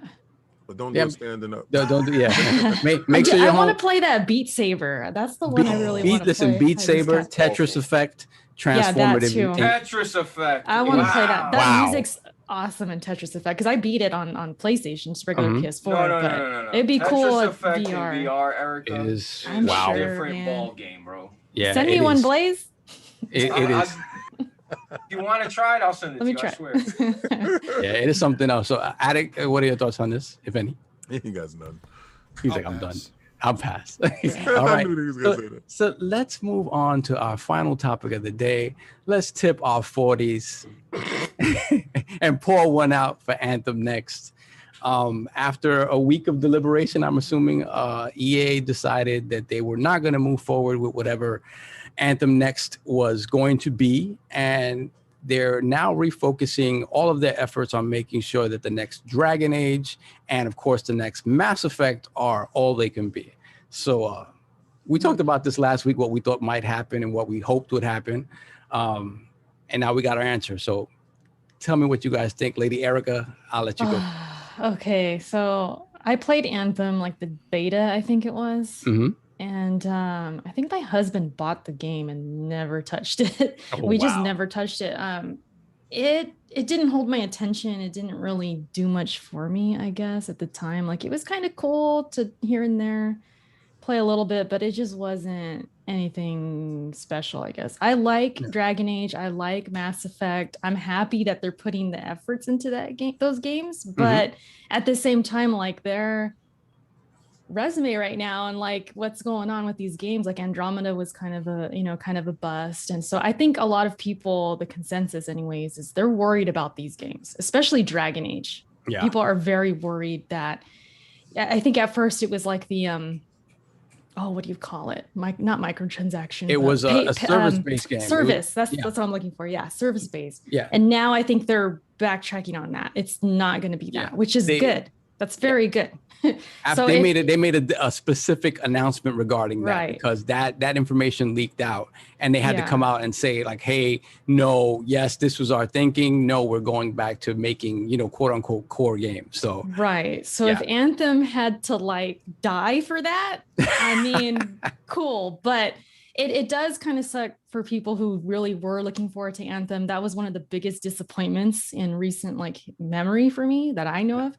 People, it was hyped. Remember that they showed the open world, like, oh, everything's so interactive. There's so many people and you could talk to anybody, and you get in there and it's like, not like that. It wasn't like that. Not that at all. So I think it's just the writing was on the wall. It's not really surprising. It doesn't surprise me at all. I just hope that if they are saying it's for Dragon Age, it's for Mass Effect, we're going to put all our efforts into that. Well, then I hope it shows, because I like Dragon Age. I hope it's good.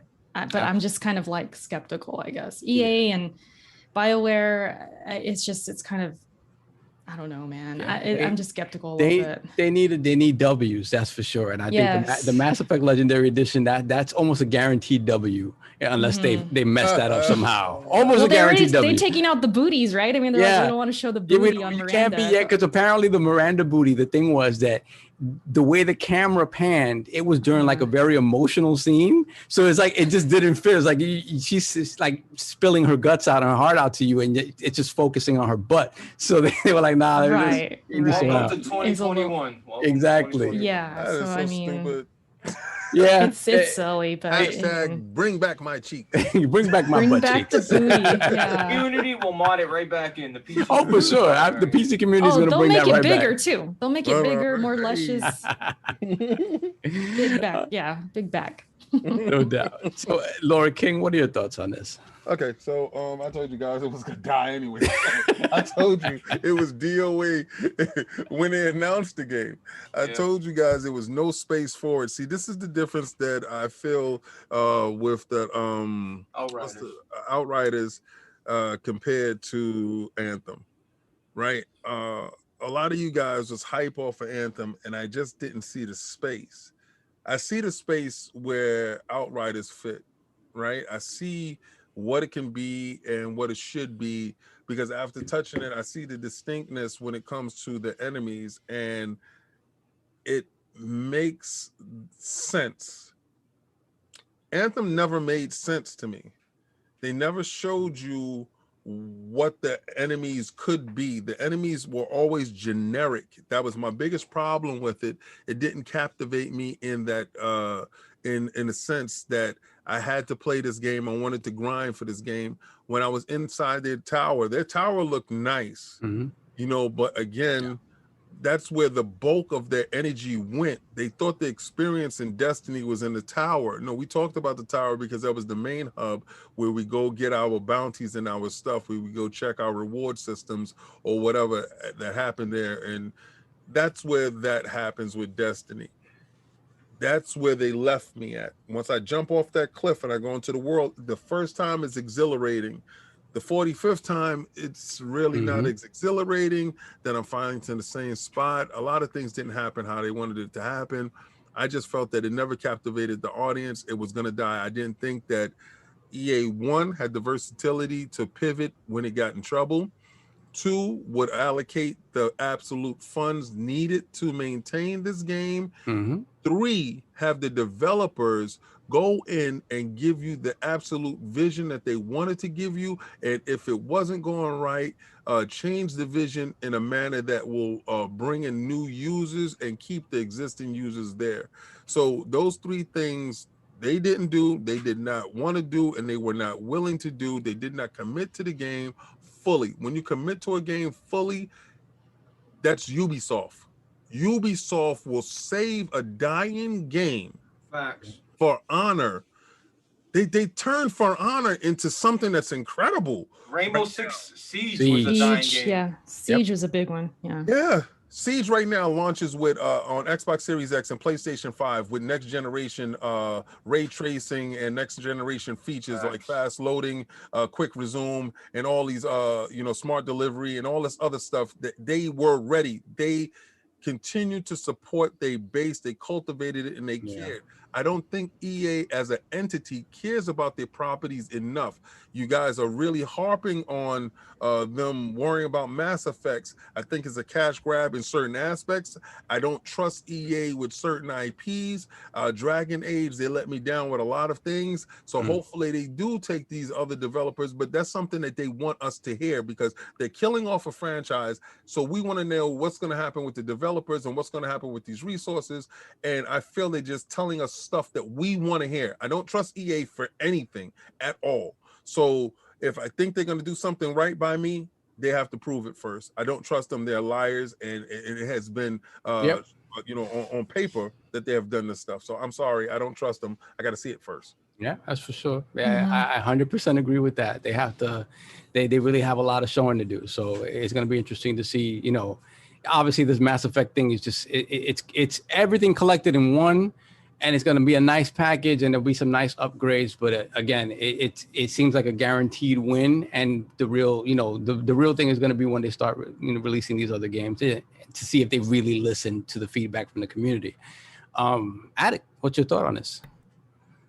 I just want to say I told you so. I want to say that from the start. I think one of the times Eric was here is right before Anthem came on. Anthem actually showed up. Was it? Yeah. Look, what were we saying then? Were we like? I know what I was saying. I was saying the same stuff I'm saying now. Like, game ain't gonna do nothing. I actually have 3 videos on my YouTube channel. This is let's talk about Anthem and why he ain't gonna succeed. And people, Addict, you just hating because you're a Destiny fan. acting like because the demographic because the demographic that they're targeting, I guess we don't have no say in anything. Like, it's just, every game that's come out that's been quote unquote the Destiny killer, they're in the bottom of a barrel somewhere. Like, they done. Like look, like, you got to build a foundation that is different than Destiny, and these games continue to try to be the Destiny killer, and the only thing that happens is they kill themselves. Facts. Yeah, it's facts. It's one of those things, like when you try to jump into a market that's already saturated, and you're coming in with an inferior product, and just hopes that just your differentiation from what the top dog is going to be enough to carry you until you get the game right. Maybe at the start of the zeitgeist of something, right? You can't come in 5 years later after an idea is hot and think you're going to be able to catch on. It just doesn't work that way. And the part that's crazy, Solve, is they have the template. They have what works, what doesn't work. But for some reason, these companies, it's like, Raid's really, really good with Destiny. Let's not do one. Let's not do that. Let's not do that. They don't do the good stuff. Yeah. PvP is one of the things that keep Destiny alive, regardless how PvP is right now. Let's not do that. It's one of those things. Like we're gonna be different for the sake of being different, even if it's to our detriment, and see if it sticks. And it was never gonna stick. It was never gonna stick in that way. I'm mad just because I'm the dude that hates this type of game, and I didn't want to see Anthem die because I think, in terms of the lore that they were building, the gameplay itself, the actual mechanics of playing the game are fun, and the mechanics are tight. It's just that when you try to apply that to a looter shooter service game, like King said, there's a lot that goes behind that that you have to be ready for. There are lots of peaks and valleys in developing a game like that, and you have to be ready for all of that. And it just feels like they didn't pay attention to. What it really is, let's be real. These companies want to put half in, half out. They want to feel like they can just come in there, throw out some loot, Like, first off, you know, there's more to Destiny than just the loot. There's the road to the loot. There's the, you know, the feeling of actually getting something in Destiny. Yeah. And all these games, they lack that. And that's the part that just blows my mind. It's like, look, like, you know, if you're not going to have PvP, how is it that it took the Division a whole game before they did a raid? Yeah. And how long has Division 2 been out? It's that they've had one raid. Yeah. It's the experimentation, trying to be different and see if it sticks. And when you realize it doesn't, then you just look like Me Too. When you know, a year later, you bring out the same thing that the main game is doing. The Cataclysms and all this stuff would be fantastic. And shout out to Green Mason and his literally just Nightfalls. That's all it was. Just Nightfalls. What people don't get when we play Destiny and when we talk about endgame stuff, because we're doing endgame stuff today. I play my raids, I do my raids, and I made sure that we learn every aspect of it so we can run every part of our clan through this stuff, and we learn the stuff. It's fun mechanics that we're learning, and we're growing as a team. It's team building skills. It makes you more sociable. I love what Destiny does to the community, right? It brings gamers closer.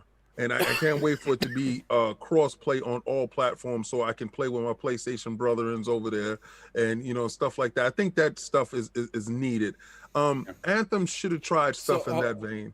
They should have tried cross-play across all boards. They should have tried to remove as many barriers as possible to get everybody in as much as possible, to get the community tighter.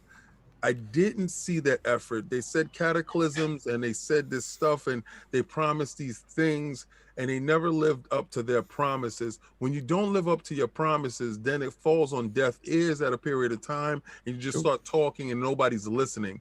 This is what happened to Anthem. Nobody was listening. Nobody was listening to the cries, and it dies that way. And if you look at the effort that was put forth, you know, by EA to sort of quote unquote save it, they allowed 30 people to work on theoretically show us what you're going to do with Anthem. Basically, they allowed 30 people to work on this, and you're setting it up to fail, right? Well, let me address Slow-Mo real quick. Slow-Mo says Division has 2 raids in the Division 2 Addict, and raids are not necessary for a loot shooter. They're not necessary, but they sure do help. Like just Slow-Mo, content in general. Like don't look.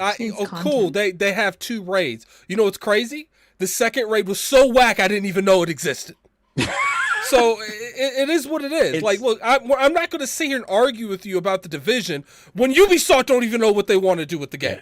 I think the thing about when you look at Destiny as the archetype of the one they're all trying to emulate, the thing about Destiny is those raids, you know, I'm not a Destiny guy, but I have to admit those raids make you work together in a way that forces, like it forces you to focus on the task at hand, and it amplifies the fun for people who are really into it and are really into the mechanics of it. And these raids are very, like, mechanically, they're very deep. This is something that, again, you have to really plan this out for this stuff to work and still find the fun in it. Like, I can't say anything bad about Destiny raids, because to me, when all the other side stuff, the grinding and stuff is done, what every Destiny player points to is that damn raid. You know what's the difference between Anthem, between the Division? You know what the difference is between them and Destiny? Vault of Glass. Yeah. Because when Vault of Glass came out, it showed people what in-game content really is. Could be. And you can, and you know, you could throw this little persona up, Slow-Mo, that no one plays Destiny for the raids, which is completely false. Well, I mean, you didn't technically say that. You said that these type of games don't need a raid to be at their height. Destiny, no raid, no Destiny. Yeah, I literally wouldn't play Destiny. But we gotta wrap up. Let's go. Yeah, we gotta wrap it. So as long as there's content, let's just say it that way. Like it just needs content. No, I don't want content. I want raids. Yo, Bioware. Look, let me then just you're say a raid that. guy then. Let's finish out with Blaze. They ruined 2 games at the same time. They had Bioware's B team working on Andromeda. They screwed up Mass Effect series for people, and then they screwed up Bioware's reputation, and then ruined Anthem. Like, Anthem was never. You could clearly see what Anthem was trying to be, but they just couldn't get. the game was beautiful, right? I was like, wow, you're flying around like you said, but then it gets old. It's like, all right, what are we really doing? There's no foundation here. Like, what is the point of doing this, right? And like Attic said, the Vault of Glass is just memorable, man. That, like, you're never gonna forget the first time you went through the Vault of Glass, bro. You'll never forget it, bro. I never forget when I got the Fatebringer or the Vex Mythoclast, and I'm like screaming. Boy, I'm like, yo, what? Come on, man. Like, but I will say this, man. Not to get off topic a little, but Ubisoft gets a lot of flack, bro. But Ubisoft, you know, hey, man, they try, man. You know, whether it's whack or every time a game that I'm passionate about dies, I'm like, why didn't Ubisoft make that? And I beat the Division 2, everything. I beat everything in the Division 2. I loved it. I played the hell out of it. It's great. But I think that the thing is, what Destiny 2 is, Destiny, you're shooting aliens. So when you're shooting, we don't know what these people are. You're shooting these, you know, we don't know what they are. Division. Yeah. But you're shooting the Division guy that looks like Blaze with a hoodie 1,000 times. It don't make sense. He's spongy. So that's what I always didn't like. King. Slow-mo says, but that is Destiny. Not every loot shooter needs that. It's funny because Destiny fans claim every loot shooter wants to be Destiny, but when it doesn't do that kind of content, well, guess what, Slow-mo? Those other games, they're not successful. Yeah. But didn't they say like only 10 or 15% even completed the raid? And they still play Destiny every day, but people don't even touch the raid because they can't get enough people involved. And I think the raid stuff, when it comes to if you really love that teamwork aspect of it, but I think like So Shady in the chat said, I have 1,000 hours in Destiny, not 100, never done a raid. But again, I think the loop is also addictive to a certain type of player, right? Like if I had the time to invest in Destiny, Shady, I would be lost in that loop. Shady, I would tell you this, right? And I would tell everybody, to add me on Xbox. Add me on Xbox, all right? It's called King David OTW. Add me on Xbox. I'm on Destiny all day, every day. If you need one of those Grandmaster Nightfalls, we can walk you through it. We will take one person through the raid so you can see what the content is. Shady, it will open up a whole different aspect of your Destiny playing a raid with us. It's a different level, it's different things. It's certain guns that you get out of the raid that you can't get anyplace else. And those guns are actually necessary to do other aspects of the game. It makes the game easier. So, I mean, not to beat the dead horse. Anthem is dead. We knew it was going to die. It was just a matter of time. It came in on life support, and they decided to pull a plug. I honestly thought that they would have been smart enough to double down, make Anthem 2, make it better, and push forward. They didn't do it. They didn't see the viability in it, and only EA knows the metrics that they do have, and they know the cost and the loss that they are suffering. So, with that note, that's dead. We're done. And RIP Anthem. RIP Anthem. We never knew you. Unfortunately, never knew you. Never knew you. Unfortunately, it had to die for hopefully for other things to be better. So, but we will see. That remains to be seen. So don't trust them. Big shout out to everyone who rocked with us today. 3+ hours again when we said we weren't going to do it. You lied like EA. Of course. EA kills all their franchises, bro. Lying bastards that we are. So we pulled a Lion Ryan right now. It's crazy. Full circle. Lion Ryan, exactly. So big shout out to our guest, Lord 4K, Blaze 4K, and of course, Lady Erica for the win. Lady Erica, where can we find you? My name I think is on the thing. Ericutz for the win. That's my name everywhere. So you want to find me on Twitch? I'm there. YouTube, Twitter, even TikTok. I made a TikTok recently. You want to see some clips? Oh, really? I'm kind of doing the thing. I just put her Twitter in the chat. Yeah, you can find all my stuff through there. I always post like when I'm live and all that stuff. But thank you guys so much for having me. I wanted to give you guys some freaking credit right now because the glow up with this podcast, man. The first time I think I was on, you guys maybe had 100 people, maybe in the chat. 10 people. Yeah. Family members, just family members. Yeah, that's it. Like family members, friends, sock accounts. But like the glow up, you guys, man, you run a tight ship. You guys got it going on here. And I just want to give you guys respect. Like you're doing a great thing. And ever since I've been a guest, like with you guys, it started to open my mind of like, these are what podcasts can be. Because, you know, I was kind of in this bubble of like, these smaller podcasts, you know, kind of like all over the place, yelling over each other and things like that. And I came on here and I realized, like, man, you guys, this could really be, you know, on a professional level and like at this level, and you guys got it. So I just wanted to tell you guys that you keep it going, and everybody hit the like button. You guys deserve it. And that's it. Thanks for having me. Thank you so much, Erica. Like I tell you, like all praise be to Cog on that one, because Cog is the one that gives organization to this. Otherwise, it is literally the animals running the zoo. Like it really is. No, you guys are great. You guys are great. You deserve it. So thank you so much. Lord Blaze, where you gonna be at, man? Yeah, man. You can follow me on Blaze 4K, YouTube, Twitter. Erica, what you just said is what I've been preaching to Addict, to Cognito, to King, to all. Look, these guys have a structured podcast, bro. There's no Cognito told me 1,000 times. When I'm in Discord with Cognito and Addict, you know, I'm swearing, I'm incognito like 1,000. But my first time's like, yo, Blaze, no swearing, all right? You know what I mean? I know, do your thing, but just don't swear. I'm like, all right. And before I get off, yo, Blaze, all right, I'll see you tomorrow. Yo, remember, no swearing. And it's like, bro, he's dead serious about this stuff. And and when you come on here, you just feel like your time, you're being respected. Valued. You feel valued. And not only that, the chat, bro, it's super chat. Everybody just feels valued. It feels like a family. And honestly, I just like doing it. I just like being around you guys. Saab, you're a great guy, bro. Thank you, brother. Addict, you know, you already know what it is. King, you already know what it is. I just need that. Love, family. I appreciate it. I put Blaze's Twitter in the chat too. Yo, Blaze, remember, stick around. I want you to hear that song that I'm listening to. Anybody who comes on this podcast knows that after you come, you know how, like with me, with friends, like when you come to my house the first time, I serve you one time when you come to my house.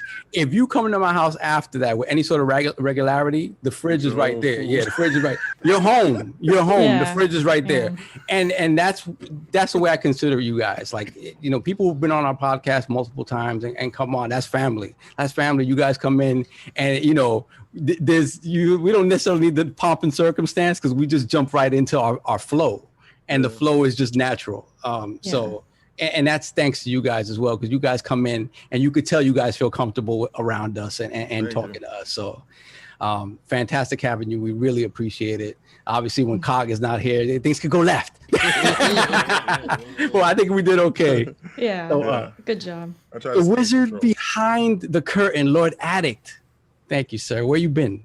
Where you going? What you doing? To go back to bed. So I think go rest. No doubt. Thank you, Lord Addict. Much appreciated. Lord King, where can people find you? Talk about the King of Statues and everything you're doing. Well, first of all, I want to thank Erica for the win, for coming through. TikTok, Erica.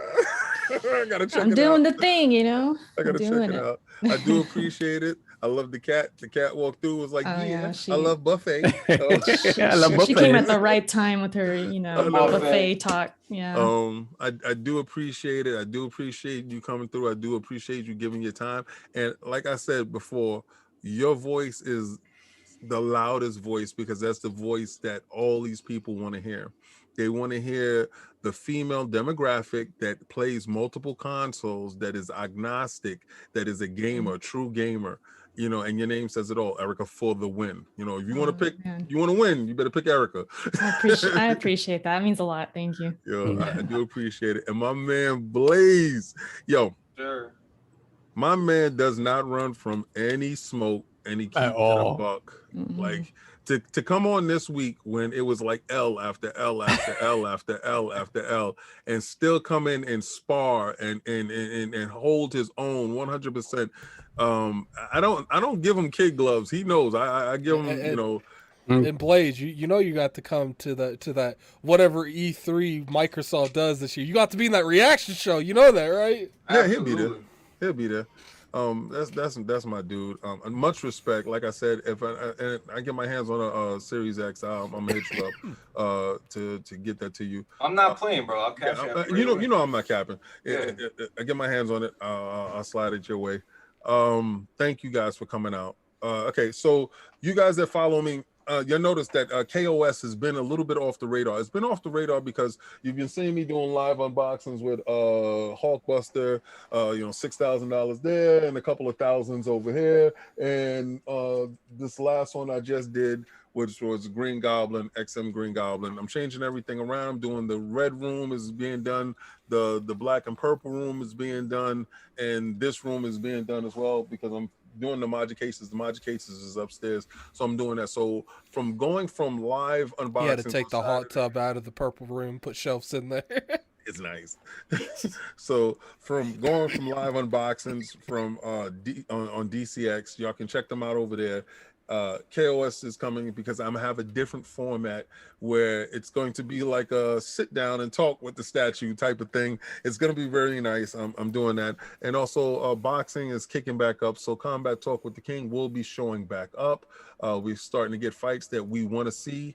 You can catch me on Twitter. That is King David OTW, same name on Xbox Live, on my PlayStation Live, on my PlayStation account, which I still haven't got into. It's still frozen? You know what? I send the link and I say, send me the link so I can reset my password. I really don't care because I haven't been playing it, right? So it's a thing like, if you're not accessing it, it doesn't matter.